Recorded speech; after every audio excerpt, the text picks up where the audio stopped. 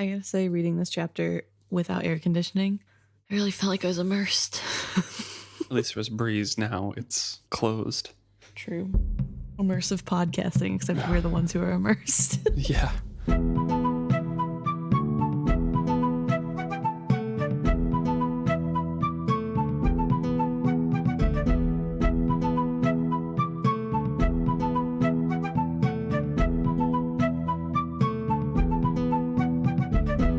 Welcome back to another episode of Is Fitz Happy?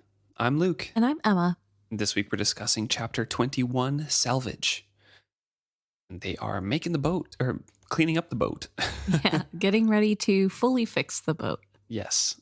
We're starting off in Brashen's head here, and we jump over to Malta's, then we see Amber's as well. Or not Amber's, Althea's. So a lot of the point of view of the people fixing up Paragon. Talking a lot about the ship this time. Yeah. About Paragon specifically. Yes. As I mentioned, we are in Brashen's head to start off with, and it is an incredibly hot day out, and it is morning, and they are trying to dredge up this ship that has been on the beach for 30 some years, or a little under 30 years, I guess now, and get it into a position so it can be floated. Because they can't do much until they know what to fix. Right. And they are also importantly waiting on high tide to be able to get him in the water to see what all needs to be done on that end. So they are beholden to the tides, but still the time is ticking and they need to get things done. So yeah, only the highest of the tides barely touched him now, so they need to wait for the highest tide possible and then just dig out the rest of the sand. Yeah. So more water can get to him. And on a very hot day, that is a bit of a challenge. Yes, especially when Paragon has the reputation he does. Right. So we start with Brashen. He is not in a very good mood. He is made even more in a bad mood by both the weather being so hot and the people moving slow because of it. Mm-hmm. He's really feeling the time crunch. And the solution itself. In here, he thinks a man could describe the whole operation in a breath or two. Then he could work for a solid week and be no closer to the solution. So it's easy to say, but there's lots of work to do to get it done. Right. So all around him, men toiled with shovels and barrows. Heavy timbers had been floated in on yesterday's high tide. Securely roped together, they awaited use on the beach. So there's a bunch of people scurrying all over him. And after years of lying on his side, Paragon had... There was bound to be some shifting of planks, right? The wizard wood is sound wood. It's resistant to rotting, and he's made up a lot more wizard wood than normal ships. So most of it should be good, but... You won't know until you can see. And I will say, I don't think he's resting on his side before now. They're slowly tilting him to be on his side. Yeah. He was at an angle, canted, though. yes. Yeah. I always have pictured the angle to be like vertical, though. I don't know why. I guess it makes way more sense to be tilted sideways. Yeah, I always thought it was tilted sideways. But whenever I read this, I see it as like he's pushed at an angle up, like the figurehead is up further than it should be from the beach. But no, I didn't think that at all. I thought always to the side because they would have dragged him up there, right, and chained him. Yeah, no, it makes sense. And I guess I just didn't read it that closely the first time. I'm not really sure, but yeah, this time through it's like, oh, hey, wait. Yeah, so they are slowly tilting him more and more onto the side so they can get more support underneath and shovel away the sand there and eventually get him out into the water. Right. And throughout all of this, Brashen is, I mean, I don't want to say it's uncharacteristic of him, but uncharacteristically moody. I think Brashen is kind of a Debbie Downer most of the time anyway. I don't think that's too uncharacteristic of him, but he's even more so today. Whenever we're in his head, it's clear right from the start he's in stressed. A mood. He's stressed and cranky.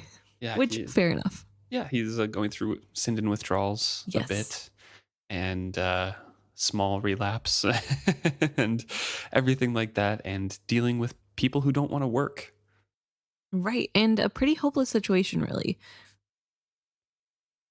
So he's thinking once he was upright and floating free, and he prayed Paragon would float freely, the real work would begin.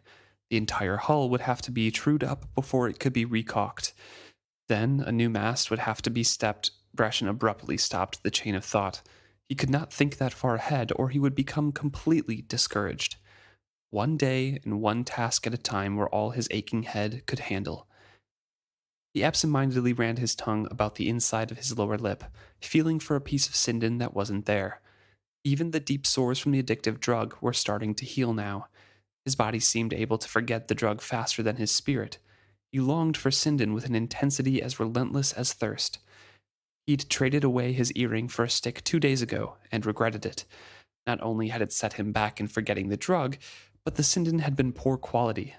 No more than a tease of relief. Still, if he'd even had a shard of silver to his name, he would have not been able to resist the urge. The only coins he possessed were those in the bag that Ronica Vestrit had entrusted to him. Last night he'd awakened drenched in a cold sweat, his head pounding. He'd sat up until dawn, trying to rub the cramps from his hands and feet while he stared at the dwindling purse. He'd wondered how wrong it would be to take a few coins to set himself right. The Sinden would help him stay alert longer and have more energy for the task. Towards dawn, he had opened the bag and counted the coins out into his hand. There he had put them back and gone into the galley to brew and drink yet another pot of chamomile tea. I want to say that this will sound wrong. I enjoy reading this part of Brashen's journey, not because I enjoy seeing him suffer, but I really like seeing a depiction that feels more realistic of somebody who is trying to stay away from an addiction. Right. Not that we haven't seen that already with Fitz and the magic system, but I think this feels a little bit more real world and tangible. It's because a bit more straight applicable, you know? Right. Yeah. And I guess I should preface this by saying I have never personally dealt with addiction. Right. But I think I have a family member that has dealt with it, and this feels to me a lot like what I imagine they have gone through in the past. And I really appreciate that we have a character who is dealing with addiction and the withdrawals, and it isn't pretty and it isn't easy. It's not he decided to quit and so it's done. Right. I think I really appreciate Hobb for showing addiction in a realistic way and showing that it is a battle and a choice you have to make every day, and with a relapse in there. Yeah. And it doesn't make him any less of a person. It doesn't make him less of a human being. Right. And he's still trying. And like, even as upset as he is and as downtrodden as he is, I think it's still good to see him realistically persevering and getting through this journey. And he is trying his best to become sober. And I think that's really impressive and really hard. And it's good to see that he has that, I guess. I don't know. I just think it really speaks to Hobbs' writing abilities and ability to make characters realistic and more three-dimensional, because this is something that he's dealing with. And it affects the whole chapter. His withdrawal and crabbiness of not having this drug and needing that crutch and trying to stay away from it is really prevalent and really shapes how he interacts with every other character throughout this. And because we have seen him in more than one chapter, it is very clear how much his attitude is being shaped by his want and need of Sinden. I don't know. I just think it's really well done. But it's also not just like the only driving factor, right? Exactly. It doesn't consume him, and it doesn't become his personality, because he's also dealing with a lot of stress here as we are learning, and that shows through as well. Yeah. And I also do want to say that I think it's nice that that is just an aspect of Brashen. That is not the aspect of Brashen. Right. So he puts the coins away, brews himself another pot of tea in his recollection here, and Amber is sitting there whittling and wisely said nothing. He was still amazed at how easily she had adapted to his presence. She accepted his coming and going without comment. She still occupied the captain's cabin, time enough to make that space his own when the Paragon floated free once more. For now, he had slung his hammock in between decks. Living in the canted ship became more challenging daily as the angle of the deck grew ever sharper. So, quick question. Do you think Amber is so good at dealing with Brashen right now because this is very Fitz-like of him? Maybe. Coming and going, not being able to sleep, drinking a lot of tea to deal with his... This is a very unique situation for Amber, right? Yeah. Being surrounded by, living not with one person, but two people, choosing to live with Paragon. Right. And having another presence aware when we know Beloved loves private spaces and giving away that private space to buy Paragon. So yeah, Amber is in a unique situation as well and handling it quite well. Yeah, I think having the captain's cabin to herself probably helps a little bit. Yeah, true. Because there is some semblance of privacy, although obviously not Paragon. Full privacy because Paragon is living. And also Amber is a different person right. or aspect, I guess. Yeah, that's true. But his musing is interrupted by Amber exclaiming, "Paragon, no!" Her voice, raised in disbelief, coincided with the immense crack of a timber. Voices cried out in alarm. Brashen scrambled forward, arriving on the foredeck just in time to hear a timber strike ringingly against a rocky outcrop of the beach. All around Paragon, the workers were retreating from the ship. They called warnings to one another, pointing not just at the thrown timber, but at the trench it had made in the beach when it landed. Without a word, his face expressionless, Paragon refolded his thick arms on his muscled chest. He stared blindly out across the water. "Damn you!" Brashen cried out with great feeling. He glared around at the workers. "Who let him get a hold of that timber?" A white-faced oldster replied, "We was setting it in place. He reached down and snatched it away from us. How in saw did he know it was there?" So Paragon is scaring away the workers as best as he can because he's still sulking. He does not like the result of the sale, doesn't like the sale itself, really. Right. He's a very upset person right now, and he's doing his best and doing it quite well to to scare away the workers that Brashen finds each morning. Right. And to get in the way of progress happening. Yes. The last time we saw Paragon, he was not talking after Amos Ludluck had yelled at him and basically thrown in his face that he's not loved or family to her. He's still not talking now. Yeah. So however long it has been, at least a week or two, probably more, he is not talking to anyone of the three adults. If it had been the ship's first display of sulkiness, he might have been surprised, but every day since they began, he had created one delay after another. His displays of temper and strength made it difficult for Brashen to keep workers. Through them all, Paragon had spoken not one civil word to Brashen. And he's leaning over the railing, and out of the corner of his eye spots Althea coming up, and she's looking puzzled at the scene, of course, doesn't know what's happened. Right. He yells, "Get back to work," and points at the thrown timber, "Pick that up and put it back in place." The workers are starting to be very intimidated at this and saying like, "Nope, not me. I'm not going to do that." Right. Well, they rightfully point out that Paragon cannot see, so he's not looking where he's throwing. Right. And even if he did care, which they aren't convinced he does, he could hit them. He doesn't know where they people are. Before, so yeah. Not on this expedition to just in fix general. him, but their accusation of he is known to be a killer. We don't want to work. And so this first worker says, "I'm not working anymore. Pay me my money. I'm leaving." Everybody gets up in arms and says, "Yeah, me too." So Brashen decides he's got to kind of be hard and buff and scary to get them back in line. He jumps over the railing and drops to the sand. Didn't let his face show how the pain shot to the top of his skull. Trying to ignore his withdrawals here. He advances on the men in a show of aggression, praying he wouldn't have to back it up. He thrust his face in the face of the man who first had spoken and said, "You want to get paid, you stick around and finish out your day's work. You walk now, you don't get a copper." He's looking around at them and he's thinking these are the dregs of the taverns, men who would only work long enough to earn coins for the night's drinking. He had had to offer them better wages than they could get anywhere else to lure them out to the bad luck ship. As the men about him muttered discontentedly, he barked, "Take it or leave it. I didn't hire you for half a day's work, and I'm not paying for half a day's work. Get under that timber, now." And one of them says, "I'll work, but not up here, not where you can reach me. I won't do that." So Brashen says, "Okay, you guys go over there. I'll start doing this. Amber and I will take over here."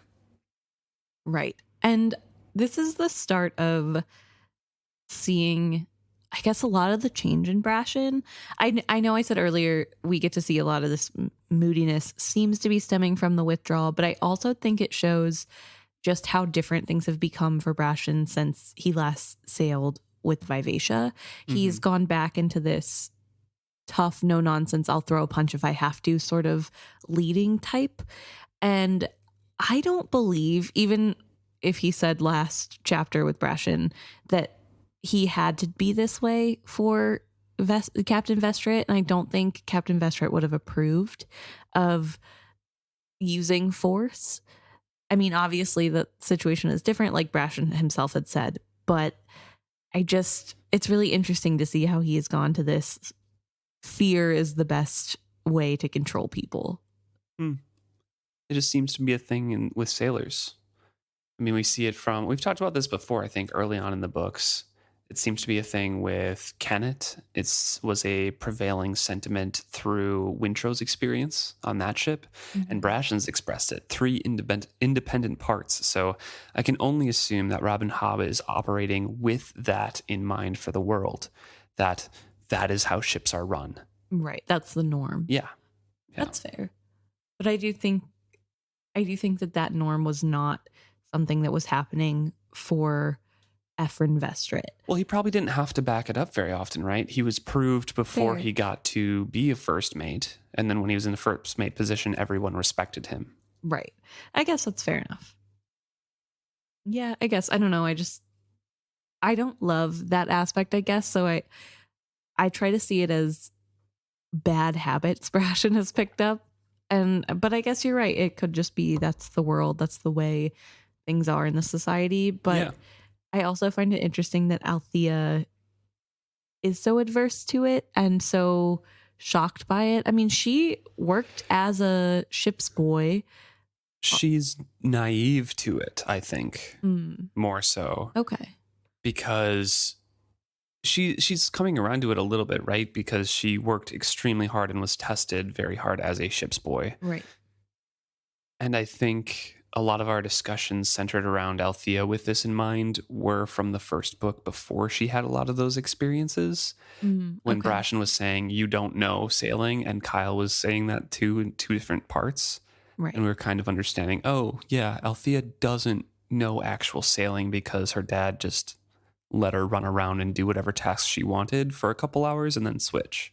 Well, more recently, she also had the disgust at Brashen saying he'd have to knock around some people. Right. So she has been very naive in terms of people in general.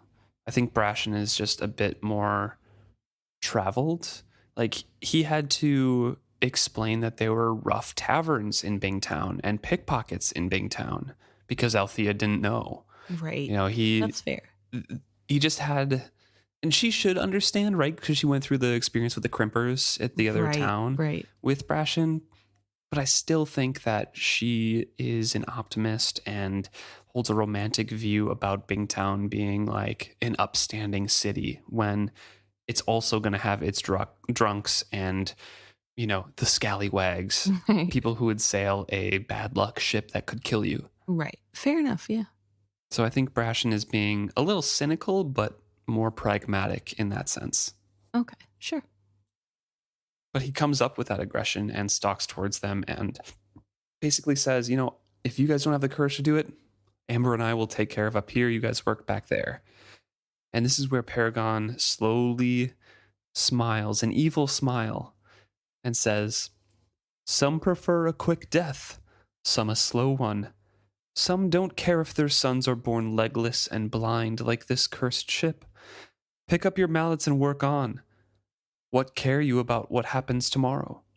In a lower voice he added, why should you expect to live that long? Just trying to be as creepy and Dramatic. ominous and dramatic as possible. And Brashen has had enough. He just spins on him and says, are you talking to me? All your days of silence, and then you say that to me? For an instant, the Paragon's face changed. Brashen could not say what emotions was displayed there, but it froze his soul and squeezed his heart. An instant later, it was replaced with a supercilious stare. The figurehead took a breath and settled into stillness. Brashen's temper snapped. The brightness of the day blazed inside his skull, igniting the pain to unbearable heat. He snatched up one of the buckets of drinking water that the workers had left near the bow. With every ounce of strength he had, he dashed it in Paragon's face. The entire ship shuddered, and Paragon gave an angry roar. Water dripped from his beard and ran down his chest. Below him on the sand, Brashen dropped the now empty bucket. He roared at the ship. Don't pretend you can't hear me. I'm your captain, damn it, and I won't tolerate insubordination from you nor anyone else. Get this through your wooden head, Paragon. You're going to sail. One way or another, I'm dragging you out into the water again and putting canvas on your bones. Now you have a choice, but you'd better choose fast because I am all out of patience. You can go out of here listing and wallowing, sulking like a brat, and the whole damn fleet will watch you go that way. Or you can lift your head up and sail out of here like you don't give a damn about anything that anyone has ever said about you. You have a chance to prove them all wrong. You can make them eat every foul thing they've ever said about you. You can sail out of here like a Bingtown live ship, and we'll go give some pirates a bloody bad time. Or you can prove they were all right all along and that I was the fool. I'm telling you this because that is the only thing you have a choice in. You don't get to decide whether you're going or not because I'm the captain and I already decided that. You're a ship, not a flower pot. You were meant to sail and it is what we are going to do. Are we clear on that? The ship just clenches its jaws and crosses his arms. And Brashen grabs the other bucket and with a grunt of effort dashes it up into the figurehead's face. Is that clear? Brashen bellowed. Answer me, damn you. Everyone is transfixed with awe, waiting for him to die. Right. Yeah. And Althea had gripped Amber's arm. The beadmaker's eyes blazed with outrage. Only that hold kept her from charging out between Brashen and the ship. With a sign, Althea warned her to keep silent. Amber clenched her fists, but kept her tongue still. It's clear, Paragon finally replied. The words were clipped and unrepentant, but he had answered. Brashen clung to that tiny triumph. Good, Brashen replied in a surprisingly calm voice. I leave you to think about your choice. I think you can make me proud. I have to get back to my work. I intend that when you sail, you'll look as sharp as the first time you were ever put into water. Maybe we can make them eat every slur they ever uttered about me, too. And there it is. Just as he made fun of Althea last chapter we saw him, it's more about his reputation than Paragon, and he's kind of projecting. A little bit, but I think there are two peas in a pod in this situation. Fair enough, yeah. It definitely is wanting him to be able to fight back against the mean things that are said.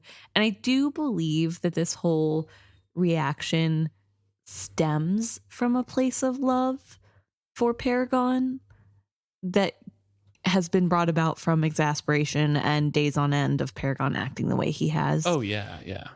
But yeah, I do think at the heart of the matter, this is a little bit projection on Brashen's part. Well, he turns back to Amber and Althea with a grin, and neither one returned it. After a moment, it fades from his face, and he takes a breath, shakes his head in resignation, and speaks only to them, saying, I'm doing my best with him the only way I know how. I'm sailing. I'll do or say whatever I must to get this ship in the water. Maybe you two need to decide how badly you want this to happen. But while you're thinking, we're the bow work crew. Maybe tonight I can hire some new workers who aren't afraid of him, but I can't waste daylight on it now. He pointed at the flung timber. We're putting that back in place.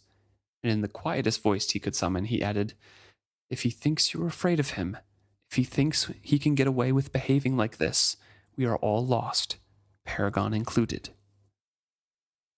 And I think, honestly, he's right. Paragon is dangerous, but he's acting like a tantrum-throwing child, making snide comments, ignoring somebody outright, not talking directly to them. This is the first time in days that he's responded directly to Brashen with not outright hostility. Fair. So, honestly, tough love. Okay. So you think... I don't think Amber's way, where she wanted to like protect and coddle Paragon, was going to work. Maybe it would work in a couple years. Okay. But not in the month that they need it to work. Interesting. I feel really conflicted because I personally don't feel like it's ever okay to treat people that way, I guess. Mm-hmm. And I understand that obviously these are special circumstances and Paragon is kind of not a person, but he is a living being and has reason that he can be reasoned with. So I don't know. I guess it's hard because we don't know what has led up to this. We haven't been able to see how the three, Brashen, Amber, Althea, have been trying to interact with Paragon to make things better. We don't know what that has looked like building up to this. So I don't know if they've tried like gentle parenting style. Right. But it is really hard. I don't love how tough Brashen is being. I especially don't love him throwing water at Paragon's face twice. The first time, I don't love it, but it's maybe excusable. The second time, it's really disrespectful to me personally. I don't know. So I don't love that. But I think I agree with you that tough love needs to be used. And I understand where Brashen is coming from with, if he knows you're afraid, everyone is lost. Because I think, like you said, I think that part is true, but I just don't know if he's going about it the right way. And I feel like maybe it comes from a place of that's how his father talked to him. And so that's how he's thinking, that's what tough love is. This is what you have to do. This is the only thing that gets through to people. I don't know. I look at it more like this is the intervention, right? Okay. It's going to be rock bottom for a bit, but this is rock bottom and we're going to all help each other out of it. Okay. So get with the program, basically. Yeah. Well, and I guess I do agree that sometimes people do need the harsh reality. I think you do have to talk straight to people and say, listen, this is what's happening and you need to, like, these are your options. But one option is not just sulking here forever. And so, like, I do appreciate that. I don't know. I don't absolutely love the way, which is there a perfect way to tough love somebody? I don't know. But I guess this is the tamer of the two interactions that Brashen has with Paragon / about Paragon. So this one, I guess, gets a pass. So he's recalling that it is a tough day. It's very hot out and they are working relentlessly. He drove his body relentlessly, punishing it for its unceasing itch for Sinden. If either Althea or Amber had asked for quarter, he could have given it, but Althea was as stubborn as he was, and Amber amazingly tenacious. They matched the pace he set. More, as they worked under the nose of the figurehead, they included Paragon in the conversation, ignoring his stubborn silence. The efforts of two mere women and their lack of fear seemed to shame the hired workmen. First one, and then another came to join them at the bow. When Amber's friend Jack walked out from town to see what they were doing, she gave them a couple of hours of her strong back as well. Clef came and went underfoot as often as he was helpful. Brashen snarled at the boy as frequently as he praised him. But his stint as a slave had given him a thick skin. He worked doggedly, handicapped more by his size than any lack of skill. He had all the makings of a good hand. Against his conscience, Brashen would probably take him along when they sailed. It was wrong, but he needed them. He needed him. So they are working hard and they are seeing the women work alongside them, they're stepping up the pace of their own labors. Do you think when it says the efforts of two mere women and their lack of fear seem to shame the hired workmen is Brashen thinking in the point of view of the workmen? Or Yeah. is he also kind of being like, whoa, two mere women can do this? I don't think it's phrased like that. I think it's phrased like your first one, Okay. where it's just kind of like the workmen are shamed because two mere women, from the workman's point of view. Okay. Yeah, because I just found that so odd and like almost uncharacteristic of Brashen to be like, "Oh, I can't believe two mere women are keeping up with me." But I guess The object of that sentence is like the workman's shame, right? Like it's centered around the workman in general. So that's how I read it, at least. That's fair. No, I just found that interesting. And I found it interesting too that he is so surprised that Althea and Amber can keep up with him. Yeah. And not to be mean to Brashen, because I don't want to kick him while he's down, but he's not real and can't hear me. So I don't necessarily know that he's in the best shape of his life right now. You know what I mean? Like True. he was first mate on a pirate ship. I don't think he was working out every day. You know what I mean? Not that I'm not saying he's not strong or that he has to be weak in order for the two women to be able to keep up with him, but I don't necessarily think he's at his peak performance levels, especially with the withdrawals happening. So I think it's funny that he's like, wow, they're really keeping up with me. And it's like, yeah, Brashen, why wouldn't they be able to? I don't know. Well, he's definitely surprised at Amber, because that is surprising, because Althea was a sailor and he knows she's stubborn. True. And won't give in. Right. And he worked with her on exactly. On the Reaper. On the Reaper, thank you.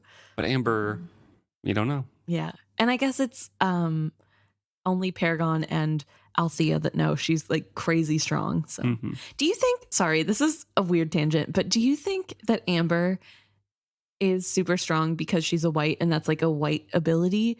Or do you think it's just Where do we know that she's super strong?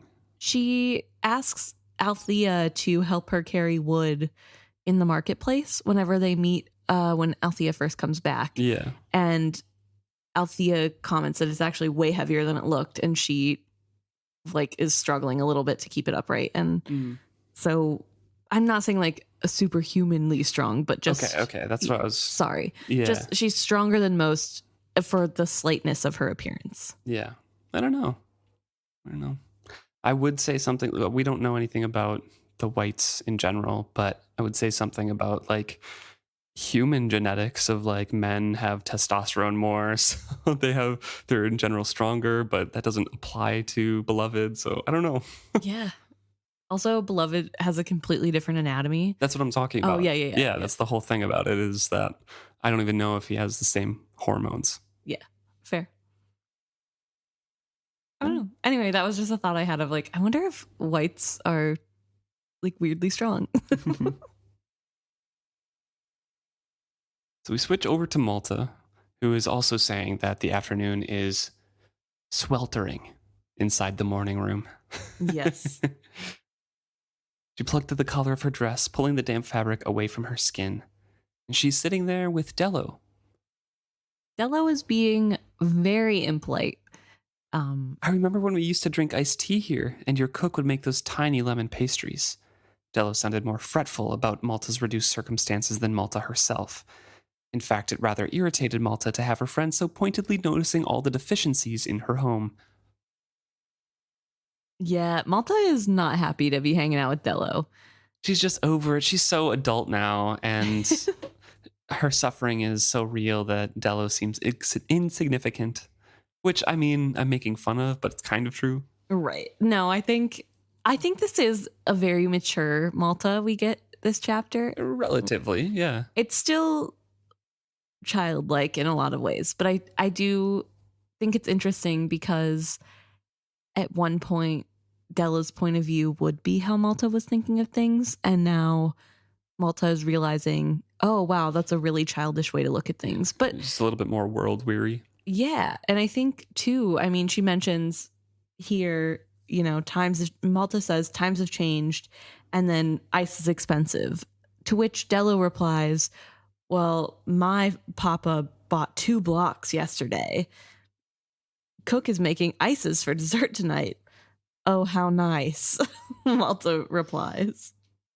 But she's exasperated. She's First of all, it's super rude of Dello to be like, oh, is it expensive? My dad bought two.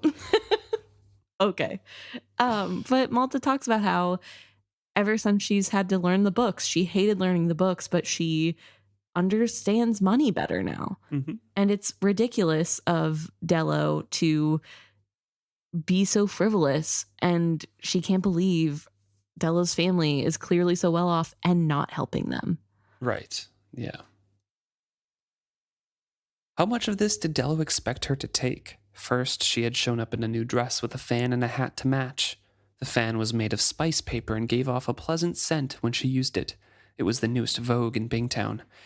Then Dello hadn't even asked how the ship was coming along or if they'd received a ransom note yet. Let's go out in the shade, Malta suggested. No, not yet, and she's looking around to see if anyone might be spying. Malta almost sighed. They didn't have servants to eavesdrop. With a great show of secrecy, Dello pulled a small purse from the inside of the waistband of her skirt. In a lowered voice, she confided, Serwyn sent you this, to help you in these troubled times. For an instant, Malta could almost share Dello's enjoyment of this dramatic moment. Then it fluttered away from her. When she had first learned of her father's abduction, it had seemed exciting and fraught with tragedy. She had thrown herself into exploiting the situation to the limit of its theatrical possibilities. Now the days had passed, one after another, full of anxiety and stress. No good news had come. Bingtown had not rallied to their side. People had expressed sympathy, but only as a courtesy. A few had sent flowers with notes of commiseration, as if her father were already dead. Despite her plea to Rain that he come to her, he had not.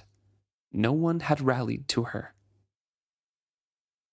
I think this section with Malta is a little bit sad because it is kind of the ruining of childhood almost. Yeah, I like and do not like this passage for kind of varying reasons. One, it does show good growth, right? Mm-hmm. Like where she's going through in this, what she's thinking about, how she was feeling still or thinking immature thoughts about the theatricality of her father's abduction, everything, and that we kind of talked about. And now she's just like, well, it's too stressful and it didn't turn out the way I thought it was, so reality's sinking in. Right. But I don't like it because all of this happens off screen. Yeah. I don't like that at all. We've had such a journey with Malta, and this is the biggest leap that we've seen her take, and it all happens in between chapters. Yeah. That's fair. It just makes it feel slightly less earned to me. I don't know. It's just, we have a great lead up. We show slight improvements in the last chapter, but you could still tell that she was kind of leaning into the, this is, we will find a way to save him and it'll be all a great story. And my dad will come home and save us financially still. And, everything like that. And then this chapter, she's just like basically Ronica in her head. Just like, oh, Dello, you're so far beneath me, and this is so childish, and money problems. And okay, Malta, are you 50 now? Where does the transformation go besides this paragraph? That's fair. So I'm just sad about that. Yeah, that's a fair assessment, I guess. I think it makes sense to me as a reader. And no, I don't. It makes sense. Yeah. I agree with you. Like the whole transformation makes sense. It's just a big disappointment that it's one paragraph and then that's it. That's fair. I do wish we got to see a little bit of that realization real time with Malta, but I think I'm happy that she had it. I think there is a lot of agony happening for Malta, and I think she does talk about how it's the realness of the situation that kind of has made her feel hopeless and like, this is nothing. And so of course she's just thinking about all the negatives. I think she's in a really maybe depressed state, just kind of what hope is there? Because, she did think the world was a certain way. And as much as we gave her crap about it and were annoyed by it, she is a child. And so, of course, all these things happening that are way more exciting than anything she's experienced in the last 2 years while her grandfather has been sick. Of course, there's a little bit of that mystery and edge to it because it isn't real yet. Hmm. And so the setting in of how real things are, I think, is really sad to see. And I do feel bad for her. I feel bad that she is losing that childishness Right. and how far she's gone from Dello, and also just how crushed she is about the 2 boys slash men in her life that she thought they could help and they didn't. I will point out that is the one like still childish thought that she has. She focuses all of this around her still. Right. She says, no one rallied around me. Right. Yeah, no, she is definitely still self-centered in that Mhm. way. Yeah.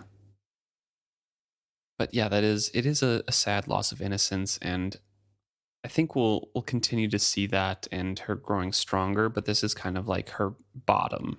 Yeah. Day after day had ground by in deadly, boring desperation. It had slowly come to Malta that this was real, and that it might be the death knell for her family's fortune. She could not sleep for thinking of it. When she did fall asleep, her dreams were disturbing ones. Something stalked her, determined to bend her to its will. The dreams she could remember were like evil sendings from someone determined to break her hopes. Yesterday morning, she had awakened with a cry from a nightmare in which her father's wasted body washed up on the beach. He could be dead, she suddenly realized. He could already be dead, and all these efforts for nothing. She had lost spirit that day, and had not been able to recover hope or purpose since then. Tintaglia is visiting her quite a bit. Definitely. And I think this part made me feel really bad for Malta because Yeah, definitely. even if we don't like Kyle and we don't think he's a very good person, he is still her dad. Yeah, And he's her hero. yeah, and he might be dead. I mean, we know as readers that he's not. And She never sees him again. yeah, I guess that's true. She won't get to see him again, but it is really hard and sad to see poor Malta, which is kind of funny. Like me, beginning of the books, to me now, poor Malta. But seeing poor Malta deal with the reality that a real life is at stake. Right. It is a little interesting to me. And her whole family's fortune. Yes, her whole family's fortune, which is her future. But it is interesting to me that she hasn't thought about Wintro at all. Oh, yeah, no. And she won't for the rest of the chapter. Not a single thought is wasted on Wintro. It's all about Kyle. That's a little funny to me. I mean, it's not funny, but like, seriously, Malta, not even a little thought for your brother? Okay. So she takes the little purse from Dello's hands and sits down. Her friend's discontented expression showed that she had expected a more passionate response. She feigned examining it. So now, instead of playing into the scene, and Dello is the poor actress in it, or not responding how Malta wants, now Malta is not responding how Dello expected, and just can't, bring up that romantic scenario or play in her head. Right. And I think we really see here the similarities between Dello and Malta and probably why they got along so well, especially Dello having no problems kind of kicking Malta while she's down and kind of flaunting her wealth while her friend is clearly very not well off. And then also being disappointed in the lack of acting from Malta. I don't know if I don't Dello... think she thinks it's acting, yeah, right? I was just going to say, I don't know if Dello knows that Serwin isn't really somebody that Malta's seriously interested in. Well, Malta was, but now she says that thoughts of Serwin were not as exciting as they once had been. He hadn't kissed her. Right. So that encounter really brought it down, but I think she was still excited to see him all the time, right? But it was fair. From, a grown-up perspective, it was obviously a childhood crush kind of thing. Right. But to her, it was real. Right. But I do wonder, I mean, I don't think Malta saw Serwin as endgame. You know what I mean? Like, okay, yeah. She saw him as somebody that would be fun to play with for a little bit. Sure. So even though it was like real feelings on Malta's end, I think in some aspect, and I do think there were real I don't know. There was something real there. I think on the whole, Malta didn't think, oh, I'm gonna marry Serwyn. This is because he's the one I'm gonna end up with at the end of the day. Yeah. It's more just, oh, Serwyn's really cute. I know him pretty well, and I think it'll be fun to see if he sees me as a woman. And so I don't think Dello knew that. I think Mhm. Dello probably thought, oh, my best friend is gonna marry my brother. Right. Right.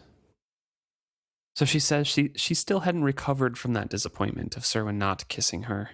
And she's kind of repeating that from the previous paragraph where she hadn't recovered her purpose or hope since imagining her father might be dead. Right. And not only is she upset that Serwyn didn't kiss her, but she's upset that Serwyn did nothing to help. Because when Althea stood up and asked for help in the Traders' Council, Serwyn didn't do anything. He didn't stand up to talk. He didn't nudge his father to talk. Instead, he Right. just looked at her with moon eyes and inappropriately stared at her. And she's sure everybody noticed, and it's super scandalous, but he didn't help. Nothing he did was Yeah. helpful. I think it's important to read what it says in here about Okay, it, yeah. actually, because it says what had followed was even worse. She had believed that men had power.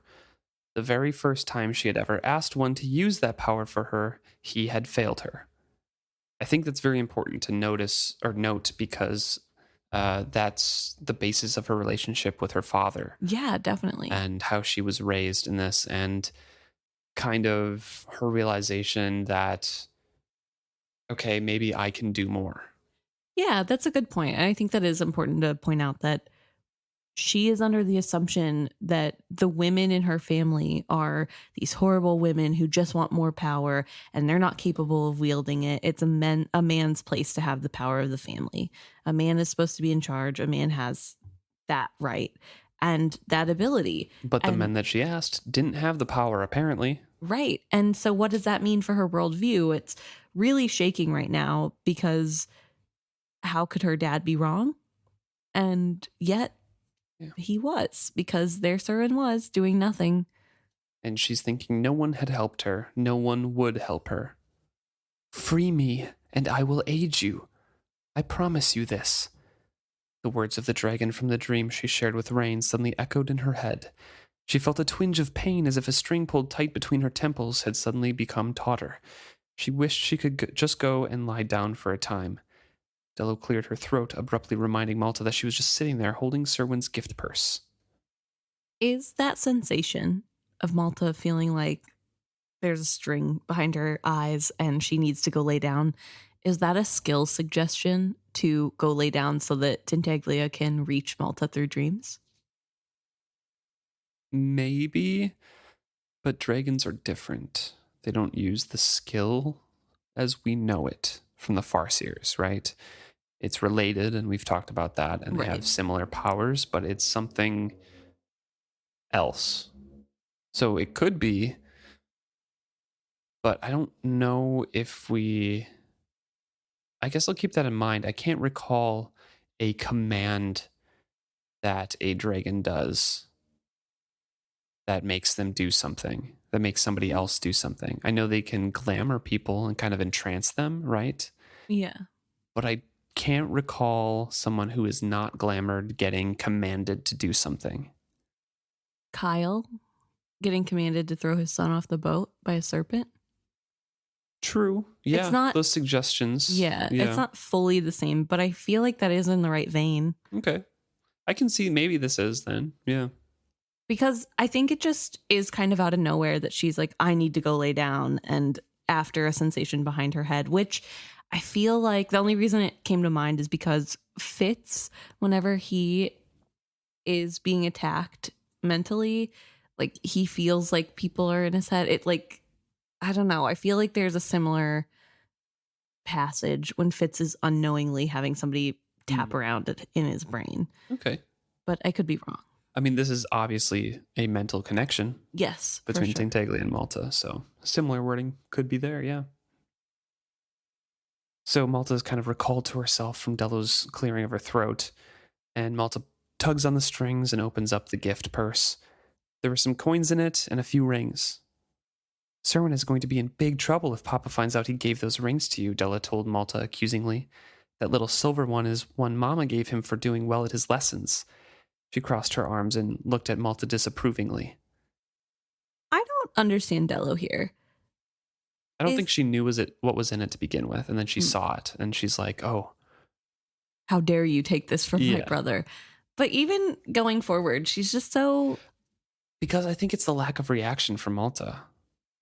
This is like a completely different Malta. Like, she's just like, oh, yeah, thank you. Yeah, I guess, but it feels more, I don't know, like Dello doesn't approve of Malta and Serwyn. I really just think it's the lack of reaction and the lack of the show and lack of the intrigue. And why should Dello do these little secret dealings if Malta isn't going to reciprocate, you know? Yeah, I suppose that's fair. And usually Malta showers Dello with, compliments and things of that nature too. And she's just not there. Yeah, that's fair. It is a little unfair of Dello to expect that from Malta when her father is missing. But again, I think Malta does a really good job of pointing out how immature Dello is in general throughout this chapter. But I also want to point out something that we a little bit skipped over is that in this bag with a few coins and some rings, the bag itself, Malta remarks, was probably specifically picked out for Malta by Serwyn. Like, he bought this bag for the purpose of giving her the trinkets and coins. And at one point she would have found that really sweet and endearing, but it's just kind of whatever now. And to me, I'm like, if you have the money to go buy the bag, just give her that money too. You know what I mean? But which I think Malta would agree with. But hey, Serwyn is trying to be romantic. So here's $5 for your trouble. Oh, he won't find out, Malta told her bleakly. Dello was such a child. The rings were scarcely worth the trouble of selling them. No doubt Dello thought this little bag a magnificent gift, but Malta knew better. She had spent the entire morning on the household books, and knew that what was in this purse was barely enough to hire 2 good workmen for a week. She wondered if Serwyn had as little knowledge of finances as Dello did. Malta hated helping to keep the accounts, but she understood money far better now. She recalled the rush of chagrin she had felt when she discovered just how foolishly she had spent the coins her father had given her. They should have been enough for a dozen dresses. Those small gold pieces had been worth far more than what was in the bag. She wished that she had them back now. They would have gone much further toward getting that ship off the sand than what Serwyn had given her. The boy simply did not grasp the size of her problem. It was as disappointing as the lack of a kiss. So, when she got her dress made to sneak off to present herself as a woman, yes, she had 4 gold pieces, I think it was. And like 1 or 2 went to the dress, 1 went to the shoemakers, and this is all this one dressmaker's like, oh, I have a cousin who'll do this. Like, they scammed her so hard. And she had no idea. She's like, oh yeah, I'm going to be perfect. This makes sense. This is definitely worth the price. Yeah. It does a little bit make me sad that she wasn't given that education before then, because maybe that would have helped in this situation. But also, she shouldn't have been sneaking around behind her family's back to do it in the first place. So kind of a little bit on her too. It's whatever. But yeah, it is funny to hear just how badly she was taken advantage of when she thought she was being so smart and adult and mature. Malta's wondering aloud now in front of Dello, asking, why didn't he say anything? He knows, what the risk we're taking and what we're at. Why didn't he speak up? He did nothing. Dello responds, he did. He did everything he could. He talked to Papa at home. Papa said it was a very complicated situation and that we could not get involved. What is complicated? My father's been kidnapped and we must go and rescue him. We need help. She folded her arms and cocked her head. This is a Vestrit matter. The Trell family cannot solve it for you. We have trading interests of our own to maintain. If we invest money in a search for your father, what will the return be for us? Dello! Malta was shocked. The pain she felt was genuine. We are talking about my father's life, the only one who truly cares what becomes of me. This isn't about money and profit. Everything eventually comes down to a profit, Dello declared harshly. Then her expression suddenly softened. That is what my father said to Serwyn. They argued, Malta. It frightened me. The last time I remember two men shouting at each other was when Brashen lived at home. He used to argue with my father all the time. At least, he would stand there like a stick while my father roared at him. A lot of it I don't remember. I was little. They always sent me out of the room. Then, one day, my father told me that Serwyn was my only brother now, that Brashen would never be coming home again. Della's voice faltered. The arguing stopped. She swallowed. It's not like your family, Malta. You all argue and shout and say terrible things, but then you hold together. No one is thrown out forever, not even your Aunt Althea. My family isn't like that. There isn't room in my family for that. If Serwyn had kept arguing, I'm afraid I'd have no brothers at all now. She looked at Malta in a direct appeal. Please, don't ask my brother to help you with this. Please. The plea rattled Malta. I'm sorry, she said awkwardly. She had never thought that her experiments with Serwyn would affect anyone besides him. Lately, everything seemed so much bigger and far-flung than it once had. When she had first heard that her father was taken, it had not seemed real. She had used it as an opportunity to indulge her sense of the tragic. She had play-acted the role of a stricken daughter, but she had really believed that any day at all her father would come home. Pirates could not really have taken her papa, not brave, handsome Kyle Haven. Nevertheless, slowly it had become real. At first she had feared that he would never come home to make her life better. Only now was she realizing he might never come home at all. Has a little bit more growing up to do, and she did a little bit of it now. Yeah, no, I definitely think it is important that she acknowledged that she didn't really think about how her actions would affect other people. Yeah. Obviously, she knew it would have an effect on Serwyn, but she didn't think past that. Mm-hmm. She didn't think about the ripples. And that's super fair. I don't think that's something you really think about when you're 13. Right. But no, there's definitely this maturing of Malta we're seeing in real time too, of, oh, wow, things are a lot more, they're a lot bigger than I once thought. Mm-hmm. And I do feel really bad for her though, because her best friend is like, who cares about your dad? It doesn't make us any profit. We don't have to help you. Like, that's a really crappy thing to say to a friend. Yeah. And even if that is how you are thinking, the fact that Dello has no tact to just say something a little bit more polite. Well, she's obviously, like, those thoughts are repeated. Yes. Yeah. So and I think it's just from her father. Yeah. And we see the similarities there again with Malta and Dello, and how these girls are learning from their fathers and parroting whatever they're hearing from the adults. Yeah. And in this case, it's who cares? You don't have to help friends unless it profits you. I do want to talk briefly about Robin Hobb's lack of, I don't know, math in general. Okay. Her age math is just all sorts of wrong. Because we figured Brashen is like 27, 28, something like that, right? Sure, yeah. I mean, I think we figured this out from doing different things, like not talking about his siblings. Right. He left when he was 14, got kicked out. Mm-hmm. So that was, we'll be generous here and say 12 years. Okay. Maybe 11 years. What age does that make Dello? At the most. She's 2. 3. Yeah. Yeah. And she remembers this? I mean, I think it's fair to say that you would remember yelling. You can, yes. But that's at the most. If he's 28, she was 1. Yeah. Fair enough. It's not that important. Really? No. Like, it's not to the story. It's just so wishy-washy. I don't know. She's not about the fine details, you know? Maybe that's what frustrates me, because she is about other things. Yeah, that's fair. That's fair. Like, some things in book 1 foreshadow stuff in the last book that she has most recently published. So, yeah, that's fair to be frustrated with little things like that. But either way, it's not that important. I just wanted to point it out. That is a good point. I guess I didn't think about it, because the way she talks about it, she sounds more like she was like 6 or 7. Yeah. When it happened, but that can't be. And Brashen last time Unless he saw... Brashen is like 23, 24. He could be young. That young. It's possible. And then if he's 23, then Della was about 5. How long? Do we know how long he was with the pirates when he got... Like a year, I think. Mm.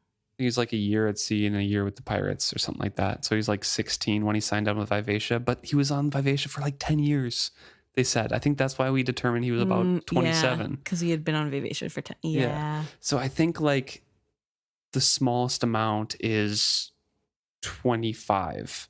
Kicked out at 14, a year to sail out and be with the pirates and then leave in that whole year. And then sign on with Vivacia. But like that leaves him no time to sail with other people. Yeah. So it's tough. I think 9 years rings out in my head for Vivacia, but I'm not sure. Fair enough. And I mean, you have to take into consideration too that it has been, what, 2 years since this, or a year and a half since this book has started? Yeah. I think a year to a year and a half. And Della's 14? Yeah. Malta and Dello, I think, Malta, I think, is still 13, but Dello is a little bit older. Like a couple months older. Yeah. So I think she might be 14. Something like that. To be generous. Yeah. Because I think Wintro is 14, almost 15. And now he's almost 16? No. Oh, no. Right now, he's like 14, almost 15. I thought when he started, he was 14. Yeah, because Malta was 13. Okay. Well, then that would mean that he has to be 15. Or is Malta almost 13? I can't remember. There was a passage that we talked about this where Janie and Ronica were talking, and she's like, oh, she's not even a woman yet. She's going to be 13 in spring or something. Yeah. So she's definitely 13 now. Yes. But yeah. I don't know. It's just not a lot of room to play around with the years, and there's a lot of wiggle room where it's stated in the book. Yeah, that's true. That's true. But I do think it is fair that she would want to put why Dello is a little bit more harsh in this matter too, and why she isn't supportive, because there is that sort of, kind of familial trauma. Tearing her family apart a little bit more with her experiments. And I mean, do I think Serwyn is going to get kicked out of the family if he continues to push this issue? No. But does Dello know that? Yeah, no. No, because she doesn't know what happened to get Brashen kicked out. So she probably does think it's just a matter of her dad getting angry enough. Yeah. And that's also a big indicator why it's not good to hide things from your children. So Malta feels bad, super bad, obviously, and tries to give back the money and the rings. And Dello looks horrified, saying, like, I can't do that. He'd know I'd said something to you. He'd be furious. Please, keep it so I can tell him I gave it to you. And also, he asked me you to write back a note or send him a token or something too, please. Let's keep this going. And then Malta looks at her and is kind of exasperated, right? I don't have anything to give to you. Yeah, I sold it all. You literally just made fun of me for being so poor and not having ice cubes. Like, you think I have something to give your brother? And she's sitting here thinking about how she should be making a spectacle of this. She should pace the room and make it sound more eloquent of, oh, I don't have much left to call my own, to really play up the fact that she needs his help, and to play up to Dello that things are really serious, and just to play the part. And she just doesn't want to. What's the point? He's not going to do anything. She recalls a scene here. She had put her bracelets and rings and necklaces out and then sorted them into piles as grandmother and Aunt Althea and her own mother were doing. It had seemed like a ritual for women. The little muttered comments were like prayers. This is gold. This is silver. This is old-fashioned. But the stones are good. And all the little stories they had told one another, stories they already knew. I remember when Daddy gave me this, the very first ring I ever had. Look, it won't even go on my little finger now. Or grandmother saying, these still smell so lovely.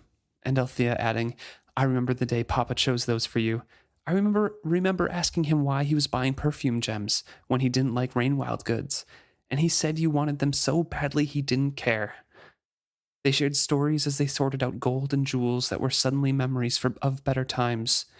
But no one had flinched. No one had held anything back, not even their tears. Malta had even wanted to put out the things that Rain had given her, but they had all told her that she must keep them, for if she eventually refused his suit, then they all must be returned. That morning was both dismal and shining in her memory. Odd. That day she had felt more like a woman grown than any time before then. I really like this scene. Yeah, it's fantastic. I like how it shows Vestra Owen coming together. I love how emotional it is. It is such a small piece and still shows like their ability to come together and in this time try to find the levity and give stories. Yeah, I think it connects with you, obviously. Yes. And me too, because it's something that happens in almost every family, right? You have a family gathering, you go through old pictures or a box of old things that you found in the attic, and you talk about those memories. And the added sadness on top of this is that you know they have to sell them. Right. And they're not going to see them again. And it's so sad. I'm like tearing up thinking about it and talking about it because I'm a crybaby, but it just is so like just that little extra heartbreak in there of Malta finally feeling like a woman, like she's a part of the women of the family. And she doesn't really fully understand why that made her feel like a grown up when she's been trying so hard all this time to prove that she's a grown up. She has dressed the part and she's trying to seduce men and get her way. But this moment of sincerity, of emotions and not holding back and letting each other be there for each other, that's when she felt like an adult. And I think that's really poignant. In the days since then, there had been only the reality of the empty jewelry box gaping at her from her dresser. She had things she could have worn, a child's ornaments, enameled pins and shell beads, as well as the things from Rain, but somehow she could not wear them while the other women of her family went ringless and unornamented. She rose and went to the small writing desk. She found a pen, ink, and a sheet of thin paper. She wrote quickly. Now, this made me laugh so hard when I first read it.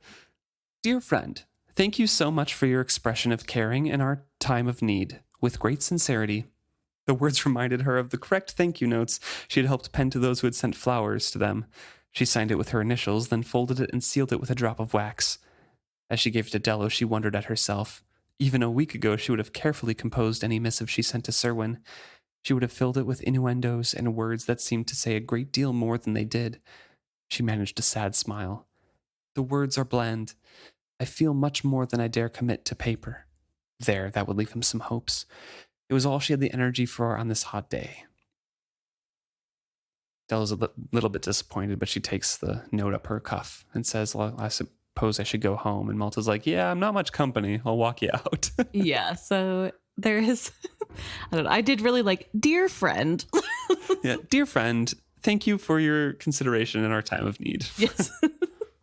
Very, thank you for kissing the ring. Next. Like, but to be fair, what did he expect? It wasn't helpful. And especially with how rich they are. Yes, but how rich his father is. Yeah, but like he doesn't have more to his name that he could have sent her. You know what I mean? Like he gave her some personal rings and stuff, you know. But, two workmen for a full week. That's all right, you know? Yeah. But then I do wonder if, like Malta said, it is that he doesn't understand the value of money. Or probably. If he would, like, is he expecting her to go sell his rings so he can go buy them back? Like, I have no idea. I just am so curious about his train of thought, and we don't get to know, but I want to know what was going on in his head. What was he like? Oh, this ring is very important to me. My mother gave it to me when I did well in class. I'll put that one in. Like, okay.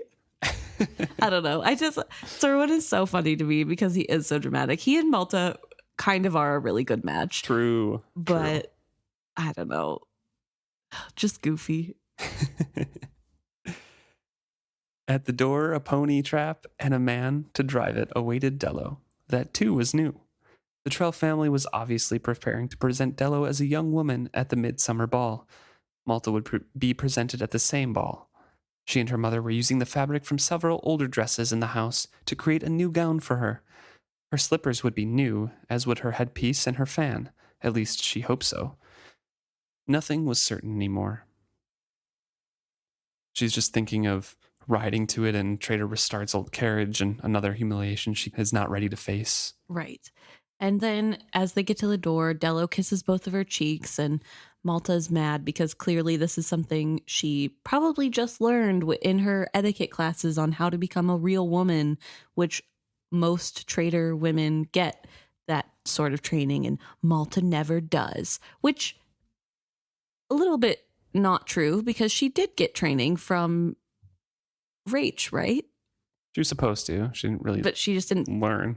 Yeah, and she didn't go to the lessons or whatever. Yeah. But like, she did have that opportunity and did go to classes for a good chunk of the first book. So it's weird for her to be here. Like, it's just another thing I'll never get. I think it's because she's talking about it explicitly in terms of being presented as a woman. So it seems like, as she says, that many of the young girls of the better families received instruction in the finer points of etiquette before they were presented. So they must hire a new etiquette teacher for this purpose in general, and that's not going to happen for Malta. That's fair. But like I said, she did get etiquette classes before being... Oh, yeah. Well, it would have been before if she would have waited like they asked her to be presented. But yeah, I don't know. She had classes with Rach on etiquette is all I'm saying. She shuts the door while Dello was still waving her farewells with her new fan. It was petty revenge, but she felt better for it. So she dumps out the coins and the rings on her bed and looks at them again, seeing that they haven't grown, and wonders how she could make this small addition to their ship fund without explaining where it came from. She frowned. Could she do nothing right? She scooped the coins and baubles into the bag and tucked it into her blanket chest. She flung herself down on her bed to think. And eventually she falls asleep as she's thinking about everything that needs to be done.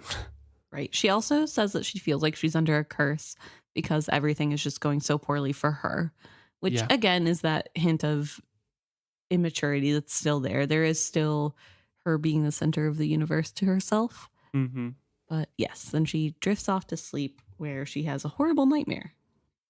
Yeah, she's recounting her disappointments as she's falling asleep. No dashing sea captain father to escort her, no dressing carriage for the ball. Serwyn had failed her. He didn't even know when to kiss a girl. Rain had not come to her. She hated her life. All the problems were too big. She was trapped in a life she was helpless to change. The day was too hot. She was suffocating in its embrace. It was so stuffy. She tried to roll over, but there was not enough room. Perplexed, she tried to sit up. Her head thudded against a barrier. Her uplifted hands met only damp, shredded wood. The dampness, she realized, was from her own breath. She opened her eyes to blackness. She was trapped in here, trapped, and no one cared.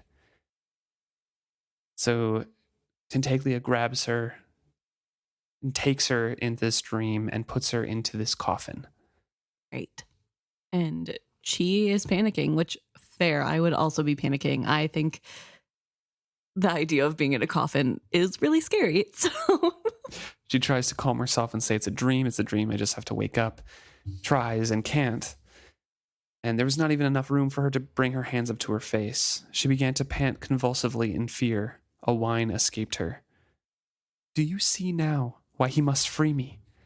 Help me. Make him free me, and I promise I will help you. I will bring back your father and the ship. All you have to do is make him free me. She knew that voice. She had heard it echoing through her dream since she had shared the dream with Rain. Let me out, she begged the dragon. Let me wake up. Will you make him help me? He says he cannot. I think he would if he could. Make him find a way. I can't. A second layer of darkness was closing in on her as she panted. She was going to faint. She'd suffocate in this dream. Could someone faint in a dream? Could she die in a dream? Let me out, she cried faintly. Please, I have no control over Rain. I can't make him do anything. The dragon chuckled, a deep, rich laugh. Don't be foolish. He is only a male. You and I, we are queens. We are destined to master our males. It is the proper balance of the world. Think about it. You know how to get what you want. Take it. Free me. Malta felt herself abruptly flung into darkness. The boundaries around her were gone. She clawed for purchase, but her outstretched hands found nothing. She opened her eyes to her bedroom, to a hot summer day. Remember, someone spoke the word right by her ear. She heard it, but no one was there. Tintaglia has been hounding her. Yeah. And trying to get her to realize that she doesn't need no man. She's a strong, independent woman. Strong, independent queen. Yes. No, it is really interesting to see this dream, and I feel bad for Malta. You can really feel her desperation in this. And yeah. It's not just her desperation for her situation, but also just she feels so helpless. And I think that's really how she feels. She's not just, if she thought she could convince Rain, I think she would have been like, yes, I'll do it, just to get out of the situation. So I think it's really interesting that she doesn't feel like she can convince Rain. Because her hope is gone, right? Her faith in the power that men have is gone. Right. And so I think it's interesting for Tintaglia to use this as a teaching experience of course you have power, and you know how to get what you want. Yeah, just wheel it over the men. It's fine. Like, so what if they say they can't? Convince them they can. That's your power. We switch back to Brashen. I just want to say, hashtag girl boss Tintaglia. But yes, we're back to Brashen. So they are winding down for the day, and he wonders how many of the workers would return tomorrow. Can't blame them. He no longer understood why he himself stayed on. It wasn't his ship at risk, nor his nephew. When he asked himself why he continued, he came back to the negative that he had nothing better to do. Spring Eve had vanished, and there was no going back to that life. And seldom did he concede to himself that this was the only way he could be near Althea. Pride wouldn't let him concede that. She showed him less attention than she paid Clef. At least she smiled at the boy. He stole a glance at her. Everyone is exhausted and sweaty and plastered with, the heat of the day. And all the work that they've done all day long. I think it's really funny because every time Brashen describes Althea, he is so enamored with her, but the way he describes her is like a filthy little rat that's disgusting and sweaty. Oh, so hot. And it just makes me giggle every time because it's so like her sweat was plastered to her head. She had sand everywhere, but so hot. And it's like, that is not the way I would describe somebody I found hot, but okay. Every time. He reminded himself that she was all but promised to Greg Tanira. Tanira wasn't a bad hand. He'd be a wealthy man someday. Brashen tried to feel satisfaction for her. She could have done worse. She could have been content with a disinherited trader's son. He shook his head and tossed his mallet to the sand. That's a day, he called abruptly. The light was fading anyways. Althea and Amber retired to the galley while Brashen paid out the crew. He lingers a little bit, toting up the figures and shaking his head over them. Veronica Vestrit had given him a free hand with the funds to restore the Paragon. Althea had been surprised to find that his shipwright's knowledge extended far beyond what she would have expected of a mate. He had taken satisfaction in her surprise, but it did not make his task any easier. Do you think Ephraim Vestrit taught him these skills, or is this something he learned because he was originally the Trell family heir? Maybe a bit of both. I mean, obviously, you learn to read, write, and do math and all that sort of thing, but as first mate, he had probably a lot to do with, directing everybody on the ship. Fair, yeah. And all of the money and the materials. Like, he'd have to, stock the quartermaster to, help them do repairs. Fair. Everyone's kind of he's answering to the captain for everybody, right? Fair, yeah. Do you think he did payroll? Maybe. He might have delegated it out. Second mate or something. Yeah, I don't know. But either way, he has to, debate between the best quality materials or the best quality worksmen and craftsmen. Right. But will they even work on the ship? Right. Because his reputation is bad luck. Most of the shipwrights claimed that they were not superstitious, but that their other customers would turn away a man who had worked on such a ship. What excuse they gave didn't matter to Brashen. The delay did. Time was their greatest enemy. So, kind of goes over that the work must be timed with the tide once more. And basically at the end of the month, that's when an exceptionally high tide was there. So they had to get him out into the water then. Otherwise, they'd have to wait longer. Right. And time is of the essence here.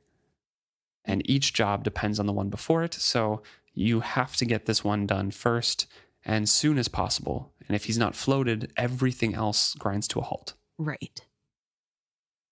By the time he went to join the women, they were no longer in the galley. Side by side, he found them sitting on the slanting stern of the ship.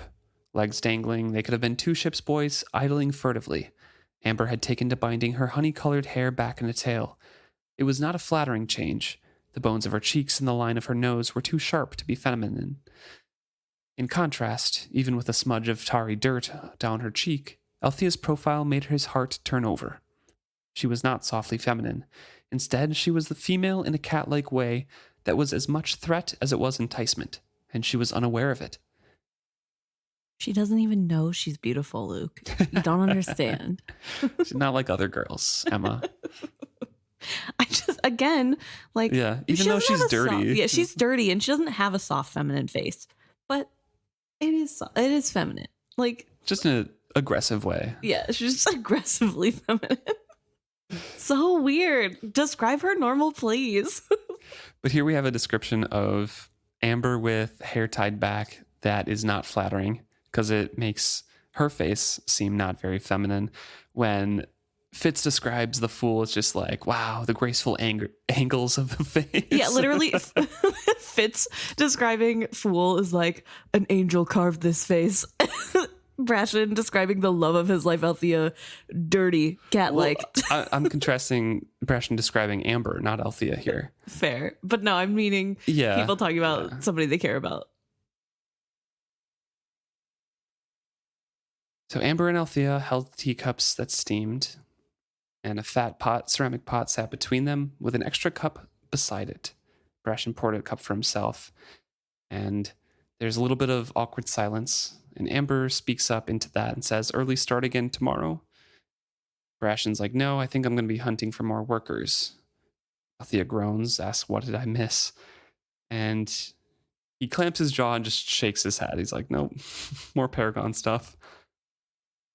Althea rubs her temples and says, at least he was talking to you again. Not to us, Amber said dejectedly. He had lots to say to the crew, though.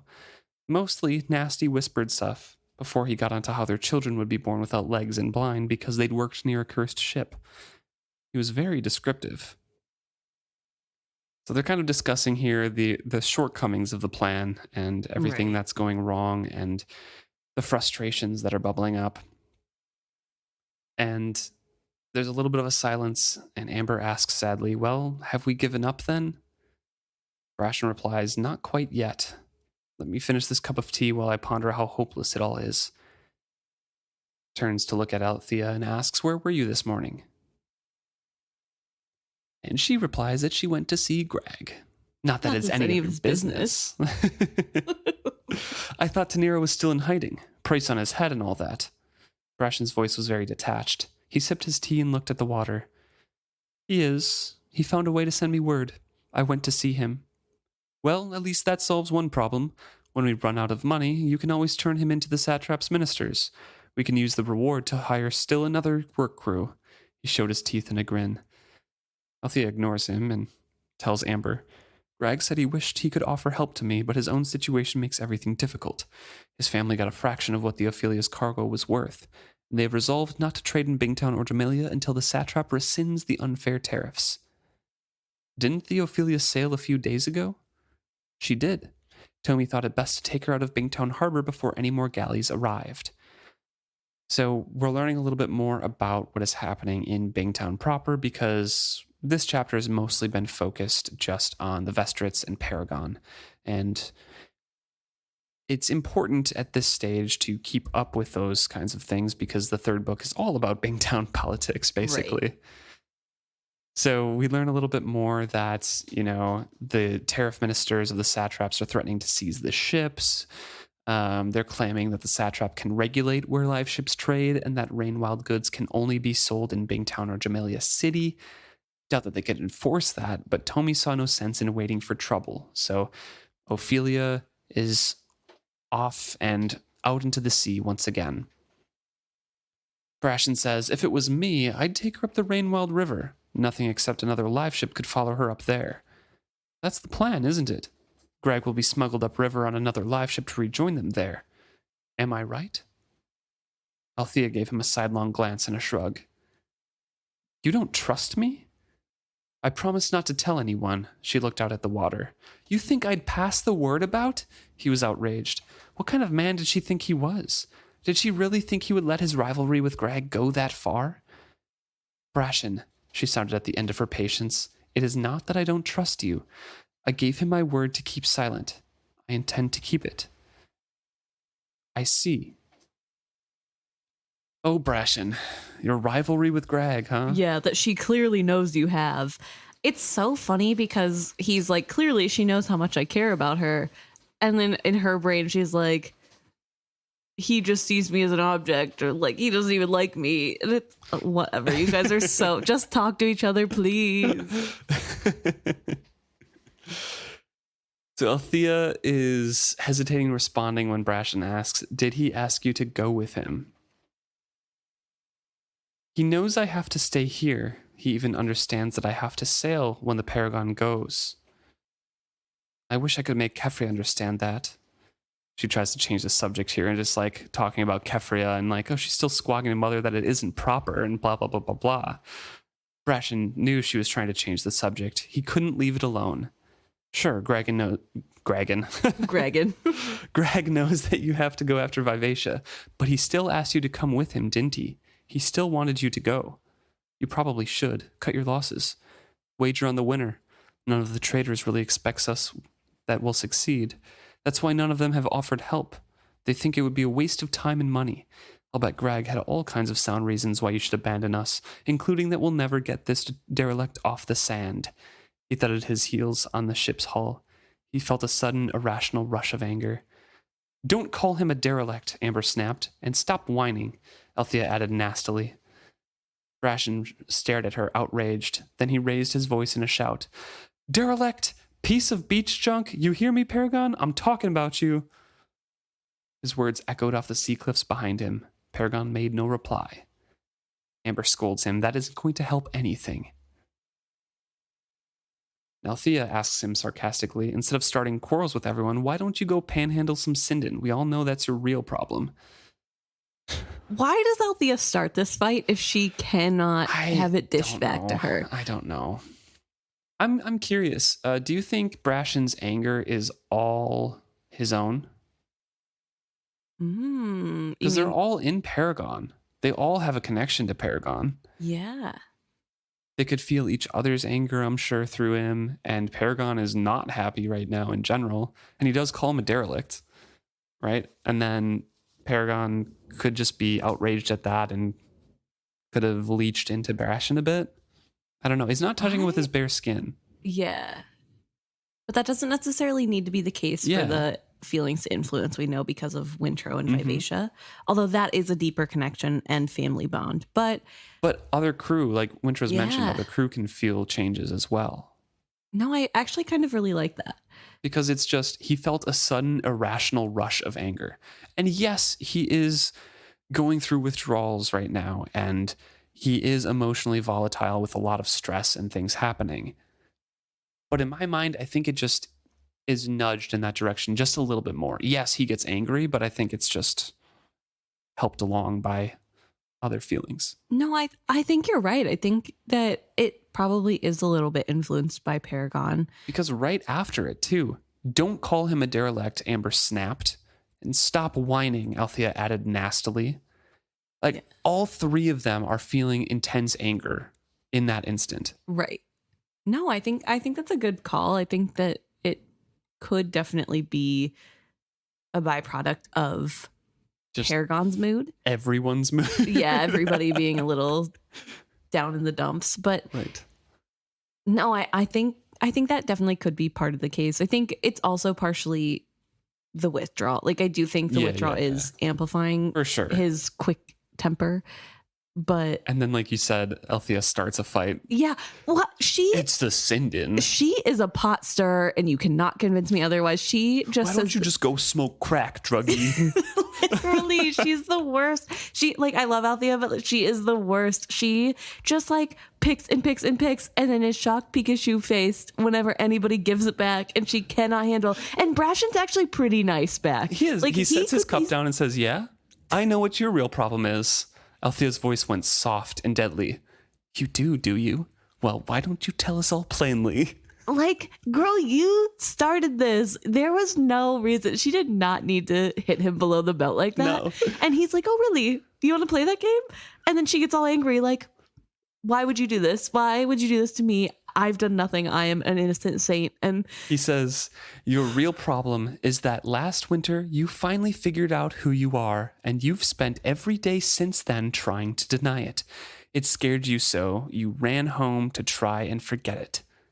His words were so different from what she had expected that Althea was struck dumb. He almost grinned at her astonishment. She gawked up at him, and he stood over her on the slanting deck. And to make it perfectly clear, he added in a softer voice, I'm not talking about anything that happened between you and me. I'm talking about what happened between you and yourself. And she's like, Brashen Trell, I have no idea what you're talking about. you know what? Like, good for him, because he has been really mean so far. But that He's he never was thrown speaking that the in her face, truth. really. No, and that wasn't him throwing it. Like, he realized that she could have taken it that way, so he made sure that it She was clear. still takes it She that way. still takes it that way. You're right. But like, he's like, oh, she might think it's this thing, but I'm not talking about us. I'm talking about you and yourself. And you are too big of a baby to admit that you are not what you thought you were. And he's right. And he is being very kind about it, honestly. This little rub in her face isn't even a hit below the belt. That's just a fact. Like, Yeah. it's not. Just like, you finally discovered what you were good at and what you liked, and now you're not doing anything about it. Yeah, you literally ran away from it. So, oh, I don't know. I feel like he could have been way meaner to her, and he wasn't. He was actually pretty kind. He's like, I have no idea what we were talking about. And he's like, you don't? Well, Amber does. Sure as Saw has balls and tits, which is a hilarious saying. I love that. Actually, yeah. Again, I've been converted. I'm a follower of Saw, and that is my new favorite Saw saying. As sure as Saw has balls and tits. I've known that she's known all about that since I got back to Bingtown. It was on her face the first time she looked at me. Funny that you'll talk to her about it, but not me. But I told you, that isn't the issue. You went out and found out you weren't a trader's daughter. Oh, you're Ephraim Vestrit's daughter, all right, and no mistake about that. But you aren't bound to this damn town and its traditions any more than he was. He didn't like the cost of trading up the Rainwild River, so by Saw, the man stopped trading there. He went out and found his own contacts and his own trade goods. You're like him, right down to the bone. If they wanted to weed that out of you, they're too late. You can't change that about yourself. You should stop pretending. You can't really settle down and be Greg Teniera's female half. It'll break both of your hearts if you try. You're never going to stay home and make babies for him while he goes out to sea. You talk big about family and duty and tradition, but the reason you're going after the Vivacia is that you want your own damn ship, and you intend to get out there and take it. If you can just find the guts to leave Bingtown again, that is. The words had spilled out of him. He found himself out of breath, almost panting. Althea stared up at him. He wanted so badly to reach down and pull her up into his arms. He'd kiss her. She'd probably break his jaw. I kind of feel like she would kiss him back. Yeah, Maybe. but like for 2 seconds, which is like way too long, and then she'd push him away and go like, no, passion. Ew, gross. Yeah, like wipe her hand against her mouth, be like, I don't even like you. That last part, a little harsh, but yeah, this is like again, his deep feelings, his inside thoughts. yeah, but Still, where's the lie? tough love here. And also, he's not rubbing it in her face the way that she did. Again, like, Althea can dish it, but she can't take it, so. She finally found her tongue. You could not be more wrong, she declared, but there was no strength in her words. Beside her, Amber hid her smile in her teacup. When Althea Amber? glared at her accusingly, she shrugged. Amber is eating this up. She is like the tea, literally. Literally the tea is piping hot in front of her. This is the best day of Amber's life. This is everything she wanted and more. I wish I could be Amber right now. That would be the best. He feels a bit embarrassed all of a sudden, and he just kind of clambers over the railing and drops lightly to the sand and walks off. That is so funny to me. He's like, you're never going to be happy. You need to stop lying to yourself. Dead silence. Althea's half-hearted. You're wrong. And then him, just no response, away. Just walks away off the beach. Like, looks so cool. That is so funny. I love that reaction. He's like, oh, that's a little embarrassing. I'm just going to go. So Brashen walks off, and he notes that Clef has a small cook fire over there. And even though Ronica had invited them all to eat at the Vestrid household, he decided no. He didn't really feel comfortable leaving Paragon alone, but that had been a handy excuse. That was Amber's excuse, which was handy for Brashen to latch on to. Exactly. There was no way to conceal his anxiety. Sitting at a polite table would have strained him past the breaking point. So he goes up to Clef at his cooking fire and asks, so, what's for supper? Clef gave him a fish-eyed stare but didn't reply. Don't you start with me, boy, Brashen warned him, his temper flaring. Fesh soup, sir. Clef scowled as he clacked the wooden spoon about in the pot. He looked at the soup as he defiantly muttered, he ain't junk. So that was what had tweaked the boy. Brashen softened his voice. No, Paragon isn't junk. So he shouldn't behave like beach junk. He turned to look up through the gathering darkness at the figurehead that loomed silently above them. He addressed Paragon more than the boy. He's a damn fine sailing ship. Before this is all over, he'll recall that. So will everyone else in Bingtown. Is he bad luck? Is he bad luck? Brashen corrected him wearily. No, he just had bad luck. From the very beginning. When you have bad luck, and then heap your own mistakes on top of it, sometimes you can feel like you'll never get out from under it. He laughed without humor. I speak from experience. You got bad luck? Brashen frowned. Speak plain, boy. If you're going to sail with me, you have to be able to make yourself understood. Clef snorted. I say, you got bad luck? It is not that different from what he said before, and it's so dumb of Brashen to be like, this is the line in the sand. Okay. Brashen shrugged. Better than some, but worse than most. Turn your shirt about. My dad told me, change your luck, change your shirt. Brashen smiled. It's the only shirt I've got, lad. Wonder what that says about my luck. That is a very funny thing. Mm-hmm. I kind of like it. I'm very surprised that it didn't end with or switch to Kenneth here, just with talking about luck so much. Yeah, for real. But we go back to Althea, who is fuming on the inside of the ship still. And she dumps her tea out. She's like, I'm going home. Farewell, Amber replied neutrally. Amber's like, okay, drama queen, whatever. And that was all the spark that Althea needed to spill the beans. Literally, she's like, okay, I'll tell you. I always knew he'd throw that at me someday. I always knew it. It was what I feared all along. Amber was puzzled. Throw what at you? Even alone on the isolated ship, she lowered her voice. That I betted with him. He knows he can ruin me with that. All he has to do is brag to the right person. Or the wrong person. A glint came into Amber's eyes. I have heard people say some stupid things when they were frightened or hurt, but that is among the stupidest. Althea, I don't believe that man has ever considered that as a weapon. I don't think he has a braggart's nature, nor do I believe he would ever deliberately hurt you. An uncomfortable silence held for a time. Then she admitted, I know you're right. Sometimes I think I just want a reason to be angry with him. But why does he have to say such stupid things? Why does he have to ask me questions like that? Oh, Althea. She literally just admitted, yeah, I am just making up reasons to be mad at him, and I know that I'm wrong. Because I want to be mad at him. Girl, okay, what? Don't verbally abuse him and rub his drugs in his face. Yeah, why are you the way that you are? This whole conversation going up boils down to, I wish we could go back to being friends and not just this weird thing that we are instead. And it's like, what are you doing to facilitate that? Because so far you have refused to talk to him or look at him or treat him like a human being, and then also make fun of him at every chance you can about his drug addiction. So Now that we're in Althea's head, I want to point out something about Brashen's rant, where he said that you don't care about family, even though you talk a big game. You just want a ship to sail. And she like didn't refute any of that, which is, so true. And we were talking about Malta's hints at lack of maturity in some of her parts. This is still Althea's. Yeah. She's still a Vestrit woman and extremely self-centered. Yeah. Extremely self-centered. I feel like that might be her Achilles heel. Yeah. Both hers and Malta. They're very similar. Yeah. Yeah. The only difference is Malta's more like Radhika. Yeah. Anyway. Well, Amber asks after a little bit, why does it upset you so much when he does ask those questions? Right.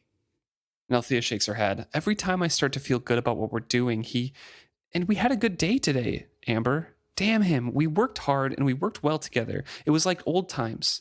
I know how he works and how he thinks. It's like dancing with a good partner.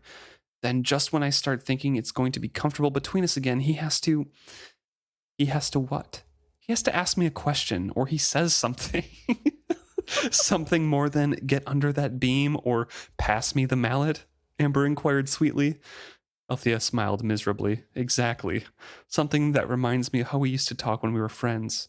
I miss it. I wish we could go back to it. I just want to point out, just when I think things could be comfortable, he has to ruin it. By talking? You started this mess by saying, why don't you just go panhandle for drugs? Yeah. What are you talking about? I can't. I thought things could be normal again, and then he ruined it. You ruined it, Althea. You were weird. Oh my gosh. Oh, Althea. And Amber's just like, why can't you go back to that? It wouldn't be right, Althea says. There's Greg now, and what? And it could lead to more, I suppose. Even if it didn't, Greg wouldn't approve. Greg wouldn't approve of you having friends? Althea scowled. You know what I mean.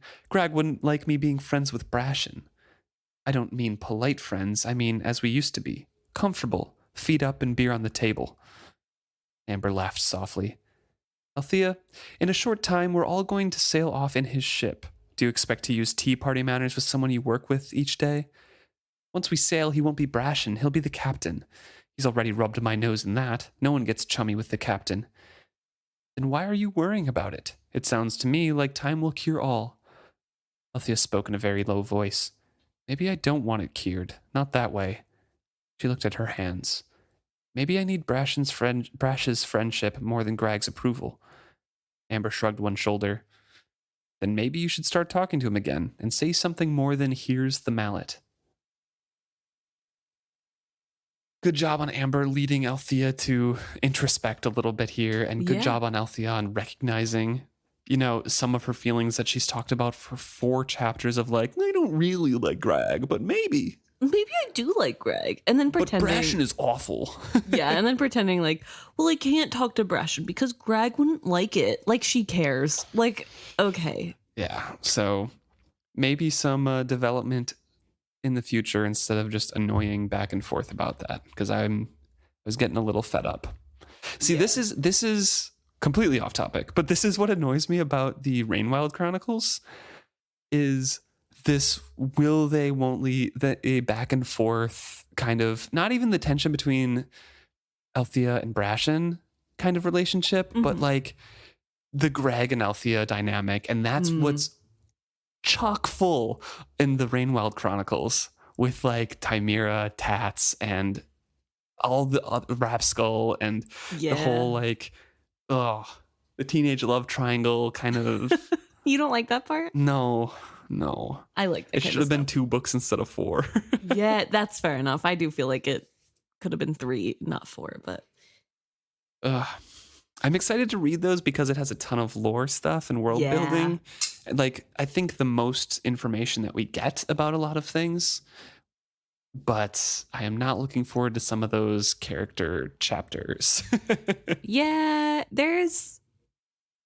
I'm looking forward to it because I really I don't know, I feel like it has a good mix of piratiness and Bingtown lore and Yeah, like yeah. politics in a way that this book doesn't, because it's a lot lower stakes. Mm-hmm. And so it's not as like the piratey side of things and the sneakiness of the captain. He's not a pirate, but it makes me feel like it's piratey. Yeah. I feel like that is better because the main guy isn't the worst piece of trash you've ever Mhm. seen. That guy, that piece of trash, we don't have to see in his head or Right. sympathize with him. So Yeah. I don't know. Anyways, back to this book a little bit, this chapter. Yeah. Oh, Althea and Brashen. Just kiss already. Yeah. They already did, but do it again. Clearly it didn't stick. I don't know. I really love Amber's reaction to it. I love Oh yeah, she's just loving everything in the background. Oh yeah, but I also love that she is still being a good friend and isn't I told you so. Yeah. She's like, okay, well, think about And why. also being a good friend of not just agreeing with Althea Yes. and siding with her the whole time. That too, making Althea think. I think it's really important that she's doing that, and I really like that aspect. Mm-hmm. Don't just be a yes man.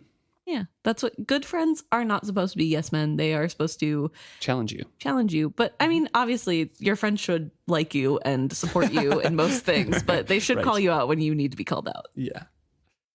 Oh, well, thank you so much for tuning in. This has been a long one so far. Not our longest, but we've been having quite a few long chapters recently.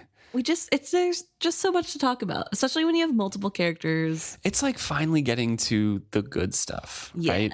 It's not these depressing long setups things where, yes, they're very long. And yes, we spent a lot of time on those as well. But now we're getting to exciting parts where we can joke around a little bit more. Yes, I enjoy getting to laugh on these episodes. Yeah. Hopefully you all are laughing too. We're just psychos laughing when it's silent. I just imagine everyone's horrified at us, especially when I'm like, yeah, I really enjoyed. They're like, oh God, what did she enjoy this week? Thank you, everybody who still listens to us and enjoys along with Emma here. If you have thoughts on what we think about these chapters, please let us know.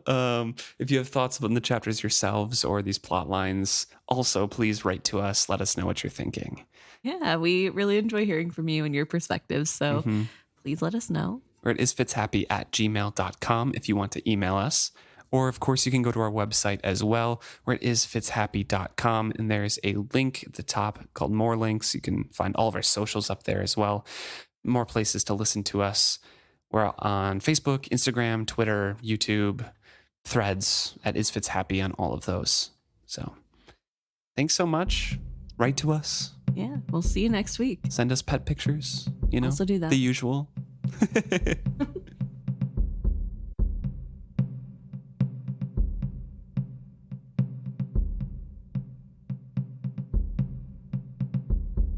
Okay, now we get to talk about some of the stuff you guys have brought to our attention.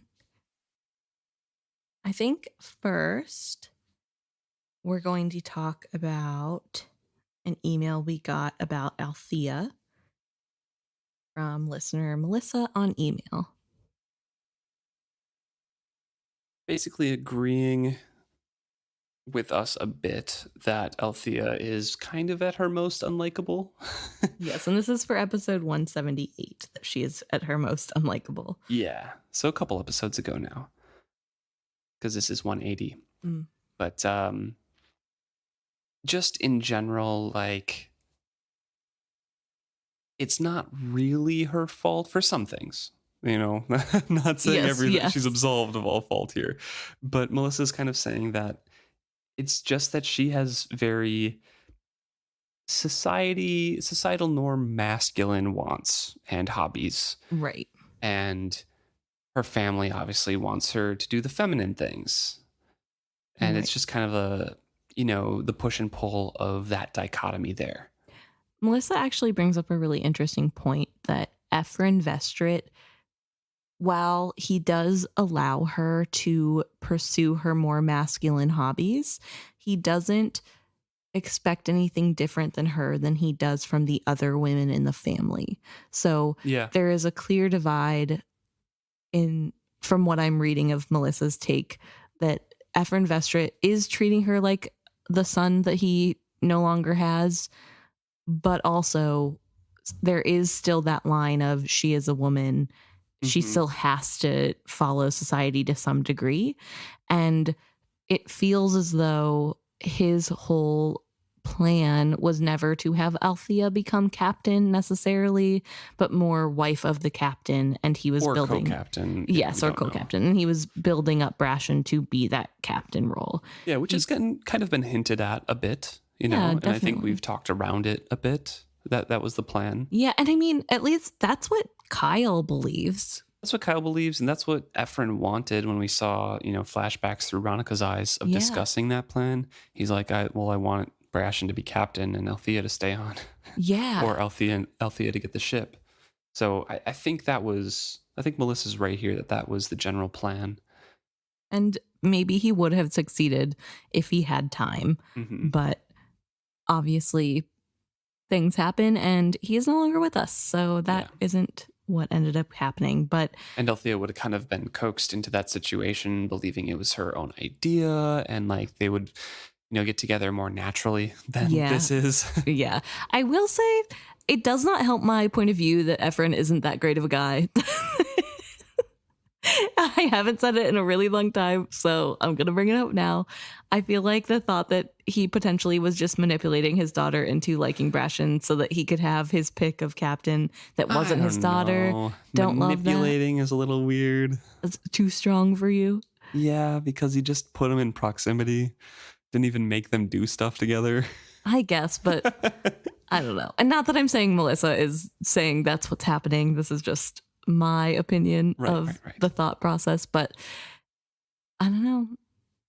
Yeah, Melissa specifically says she wants to have the life of a male child. She wants a partner in her life that supports her dreams, not vice versa, and I feel that energy.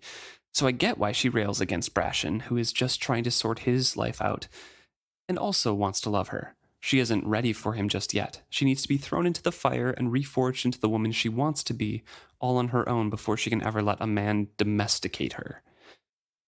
Which, yeah, that's kind of what we're reading, right? Yeah. That's Althea needed to be gone for the year to learn her own worth first.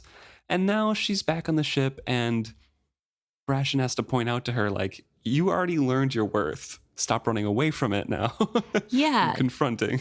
No, I definitely agree. I think it is very astute to point out that they weren't ready for each other. And Althea did need that growth. She did need to prove to herself that she doesn't need a man, I think. And Brashen needed to prove to himself that he was worth something. Right. Yeah. And sadly. And but yeah, I do think that is true too, though, that she needed that time apart. She needed that time to become her own woman. Right. So, yeah. We had some more. We'll get back to Melissa's email. She has a second part about Malta here. But I think we have some more stuff about Althea that we should probably jump to and discuss, I think. We had some comments on Facebook. It kind of ties in, you know, we're talking about Althea. Yeah. Might as well stick on that topic. I think we had some topics on Facebook. Some comments from, let me see, from Ellen regarding if Althea thinks of Paragon as a person or not. Yes. I thought this was an interesting kind of back and forth between Ellen and Degenhart, because Ellen says, are we sure she knows how to think of someone as a person? Maybe she thinks of everyone as a plot devices in her own story more than actual people themselves. Maybe she doesn't treat Paragon much worse than other people, but really could treat everyone better. And Degenhart basically says, yeah, she is the hardest case of main character syndrome I've seen since Regal. Which might be recency bias, Degenhart admits. But we've kind of touched on that too. She does. She's so self-centered. Yeah. We've talked how she has to insert herself into every single conversation, argument. If she's gaining any headway, she's like, but I have to be captain. But also me. But also me. And it's so true. You know, it's something that she's still growing up. Yes, she went through the fire, as Melissa put it, Yes. and she's learning more about herself, but now she just needs to become better socially. Yeah. Yeah. She still has a little bit of growing up. A little bit more self-aware. I mean, she's still 19, you know? No, definitely. She's a kid still. I definitely feel like, I don't know, I feel like when you're a teenager, it's really easy to be self-centered. Oh, yeah. I mean, in general, it's really easy to be self-centered because you live with yourself 24/7. And so your point of view is the only one you ever truly get. So Yeah. it is really easy to forget that the world doesn't revolve around you and that not everything is about you. It's not that uncommon, but it is a little humorous that we keep getting Althea. It's like, oh, she's being so good. And then all of a sudden, and there it is. She is really mean and not very The needle drops. polite Yep. to other people. Oh, Althea. Yeah, so thank you, Ellen, Degenhart, and Melissa for the conversation about Althea. Yes. Now, I think we'll finish up Melissa's email. Sure, yeah, We'll just definitely. With jump Malta. back in. Yeah.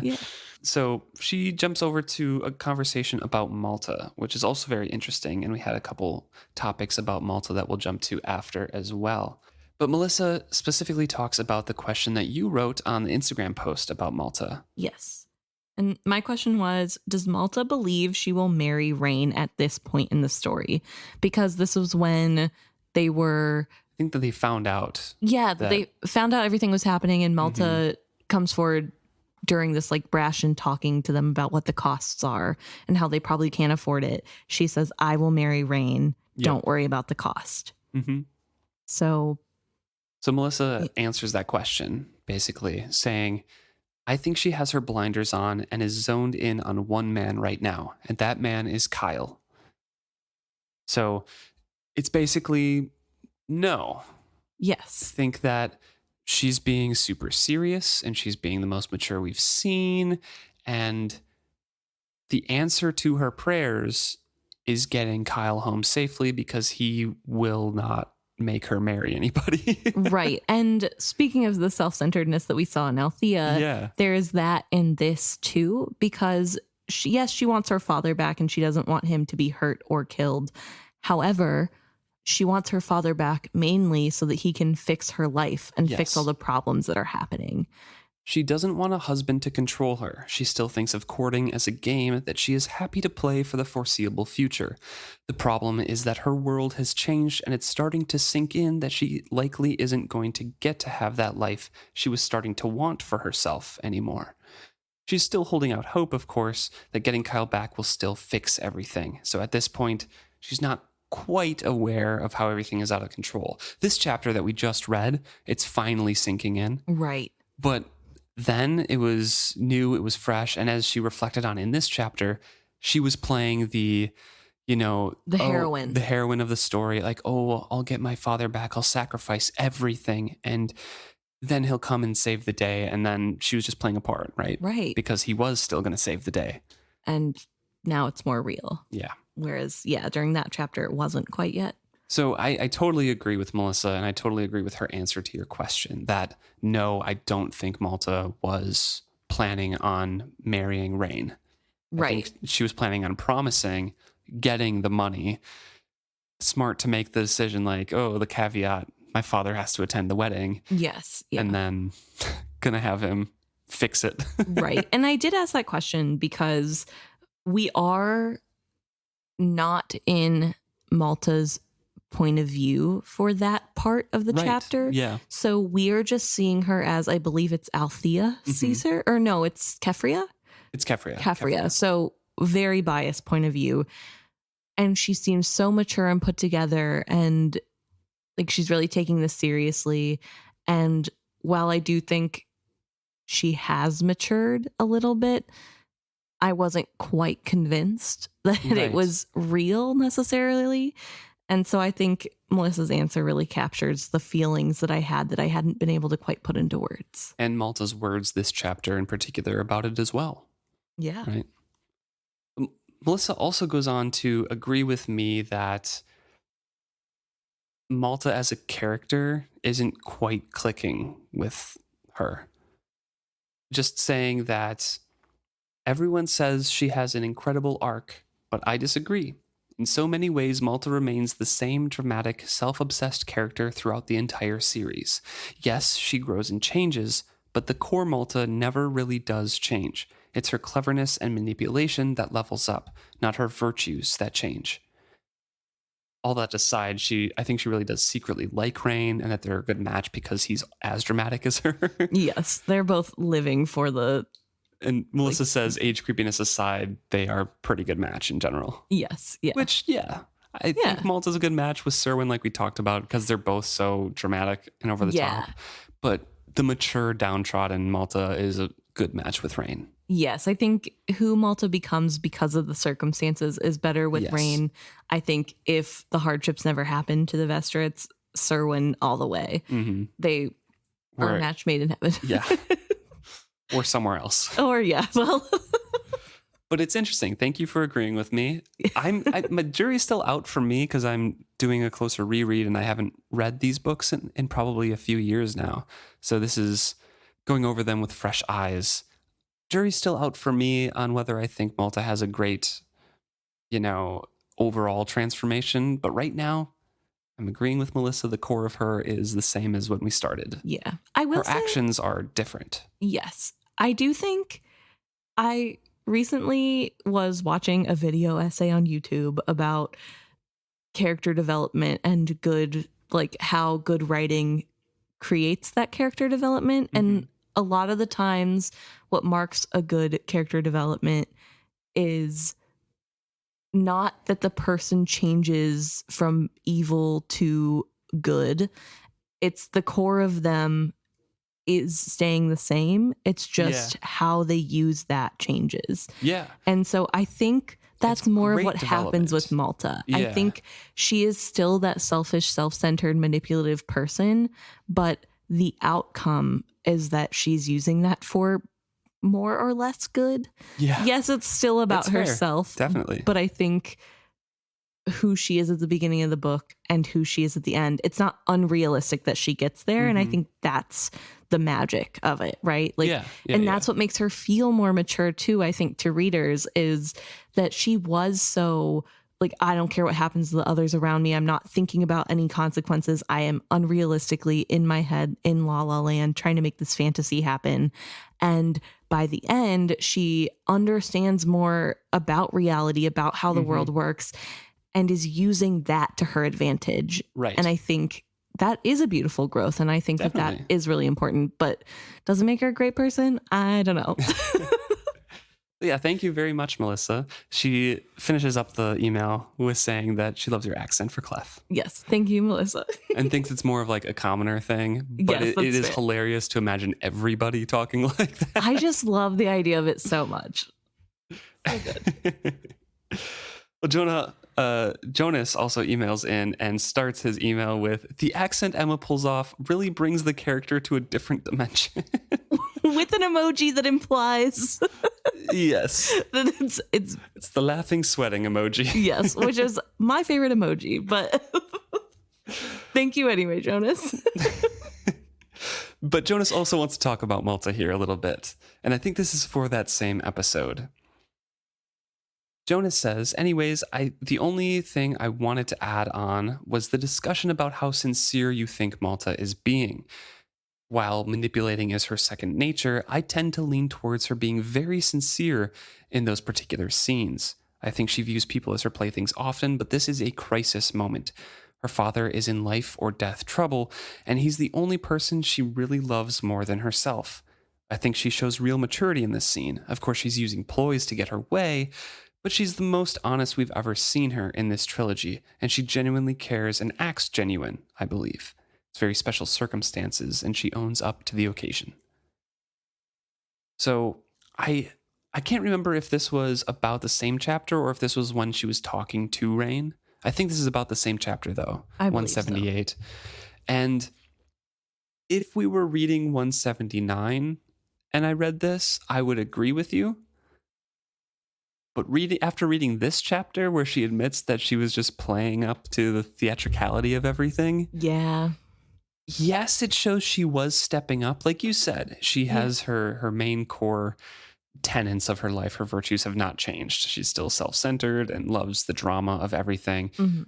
But her actions, she was stepping up and playing the part, a better part, instead of just the damsel in distress, right? Right. She was playing the heroine of the story that could fix things. Right. But she was still playing a part. Right. And I do believe it comes from her thought that only she can fix this problem. The other women in the room cannot help Right. and will not try, and she's going to be the one to fix this problem. So I only partially agree with Jonas here. And that's that she was mature enough to pick a part that could help and was very helpful in that situation. Yeah. However, I don't, with her own admission, I don't think she was being the most mature in the situation that she could have been. But does that matter? Because we didn't get inside of her head. The outward actions that she took make it seem like this was the correct decision, no matter what she was feeling on the inside. Just to be clear, do you think she wasn't mature or she wasn't sincere? Because I feel like sincere. Okay. Sincere, yes. I feel like it was mature of her, even if it was an act. The fact that nobody could catch on, pretty mature. Yeah. Definitely. Sincere, probably not. Yeah, sincere in all of her emotions and everything. No, I think Malta's almost like a sociopath. No, I don't. No, she's not. But she doesn't have as strong emotions as she portrays, right, and wields. Yeah, that's fair.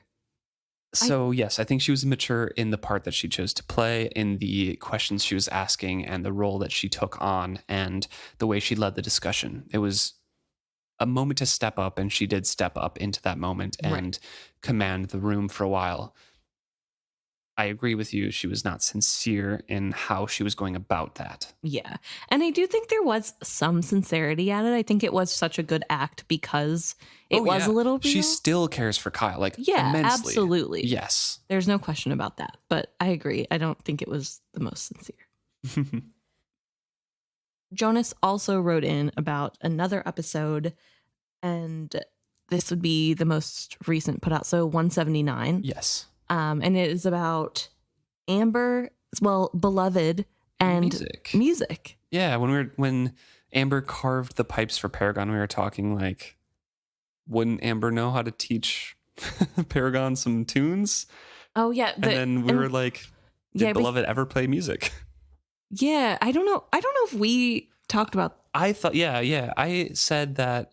Because there was a line in there that Paragon didn't know any songs. Right. And I said, like, I guess Amber decided not to teach him. And you're like, does Amber know any That's songs? fair. That's fair. Yeah. That's fair. But we did talk about, and Amber in that chapter says, just let the music take you. You just decide. You play notes and it's music to you. Mm-hmm. But Jonas has said their immediate thought is that, of course, Amber or Beloved knows how to play music. Yeah, it's Beloved, right? They know how to do everything. But then, after thinking about it more, can't recall there's no real instances of Beloved having any music. Yeah, just quick-witted, and the wood shop in the Mountain Kingdom is just full of toys, not instruments. Just a tumbler, nimble. Yeah, we don't really. I will say, Beloved does sing songs to Fitz. True. True. But those seem to be more mocking and not melodious. Like, I don't think there's a real melody. I think it's more of sing-songy mocking. Right. But it is a song poem. So I think that just affirms our confusion in the episode and really makes, I don't know, write in, tell us, let us know. Did you guys think, just off the top of your head, if you were asked, can Beloved or the Fool or Amber play an instrument? Did you think yes or no? And why? Yeah, I don't know. I was like, no. It popped in my head. It was just like, of course. I feel like the reason it pops into the head of people is the idea of Fool being a jester, like, is an entertainer, right? And so why wouldn't they be able to play a musical instrument in front of the king? But I don't know. Yeah. Well, thanks for writing that in. I couldn't remember anything specifically about that, so Thanks for another yes. confirmation there. Yes. Thank you, Jonas. I think we had a couple other comments on Facebook.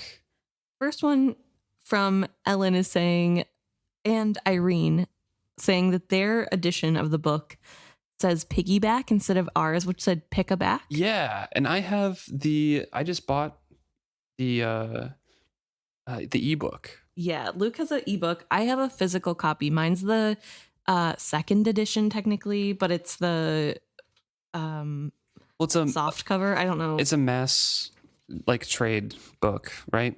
Yeah, from Bantam. The Bantam Mass Market Edition from March 2000. And it says on the front, this edition contains the complete text of the original hardcover edition. Not one word has been omitted. Yeah, so I don't know. We kind of looked it up. Both of us looked it up, and it seems like there was piggyback said in the 18th century. Mm-hmm. And that's when it started being more popular. That seems when it changed from pick-a-back to piggyback, but I have no idea why pick-a-back was a thing in the first place. Right. So 1700s, I guess. Well, I did read something that said pick-a-back was a thing. It was like kids picking a back to ride. Like a game or something? Yeah, and so it was, you picked a back, and then it just, because the way language changes, pick a back sounds really close to piggy. It became pick-e-back. Yeah, and then it just, people said piggy. So even though it doesn't make sense to have a piggy on your back, it's because it derived from, which is cool, and I enjoy learning stuff like that, but it is a little funny that word specifically would be changed at all, edition to edition. Why would it be added to begin with? Yeah. I don't know, because both of our versions, independent versions, have pick a back, and two other versions have piggyback. Yeah, very strange. Interesting. But thanks for the confirmation that it's different there. Yeah, it's very interesting to hear, so thank you. Ellen also chimes in and says, "I love the accent to you." Oh, yes, thank you, Ellen. Oh, and we talked about Ellen's cat, Sam, or Prilcop, I guess, because of the changing color. Yeah. And Ellen did post a picture on Facebook on comments for episode 178. So if you want to take a look at a cute cat. Yes, definitely go check out Sam/Prilcop. And then I guess to finish up some comments, we have something from Cookie Baker. Yeah. They have brought up the potential plot hole that is Clef. Yeah, I didn't think about this. So this is a really great thought to bring up here. Yeah, so the Cookie Baker says, I wonder if it's a plot hole that Clef comes from the Six Duchies. If he was captured in a slave raid, it would be Chalcedeans or Out Islanders who raided there.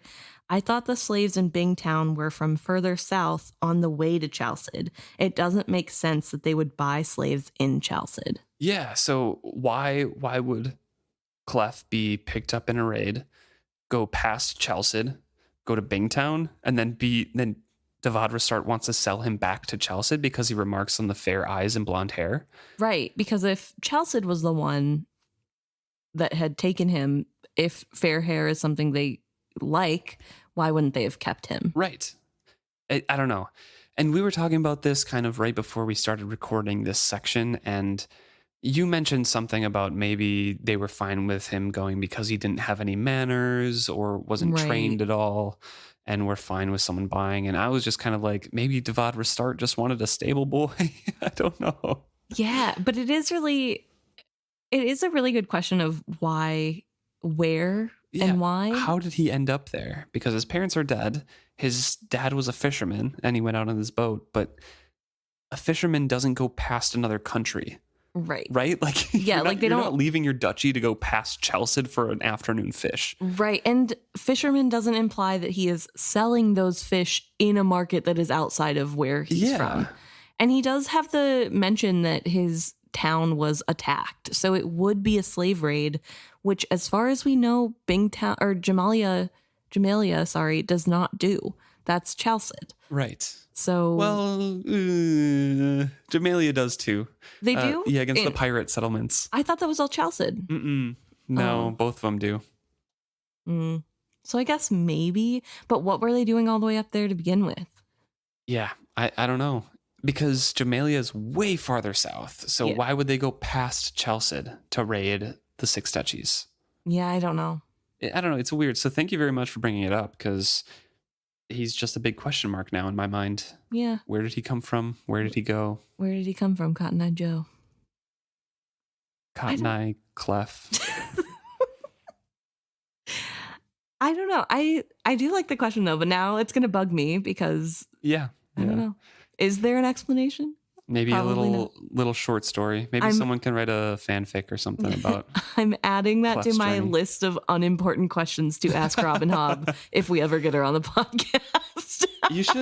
You should, or somebody, I guess, should listen to all of our episodes and write down any time that Emma has one of those questions. We need a list of all those, because Something about Barrel Guy. Yeah, true. This is such a deep cut. If anybody has not listened to our first episodes, they would not know. I sometimes even forget Barrel Guy exists. So, or what was it? Jason? That was the guard from the first chapter ever. We love that. I love a fantasy name that is Jason. Kyle. Yeah. It's good. So good. It's like, oh yes, my grandfather dropped me off to go to chivalry, but instead I met his brother Verity and his half brother Regal, and I was left with Burek, who got him from Jason. So good. Anyway, thank you, Cookie Baker. Thank you to everyone who has written in. It is so fun to hear your guys' opinions. We love hearing from you guys. So keep it coming, and we will see you next week.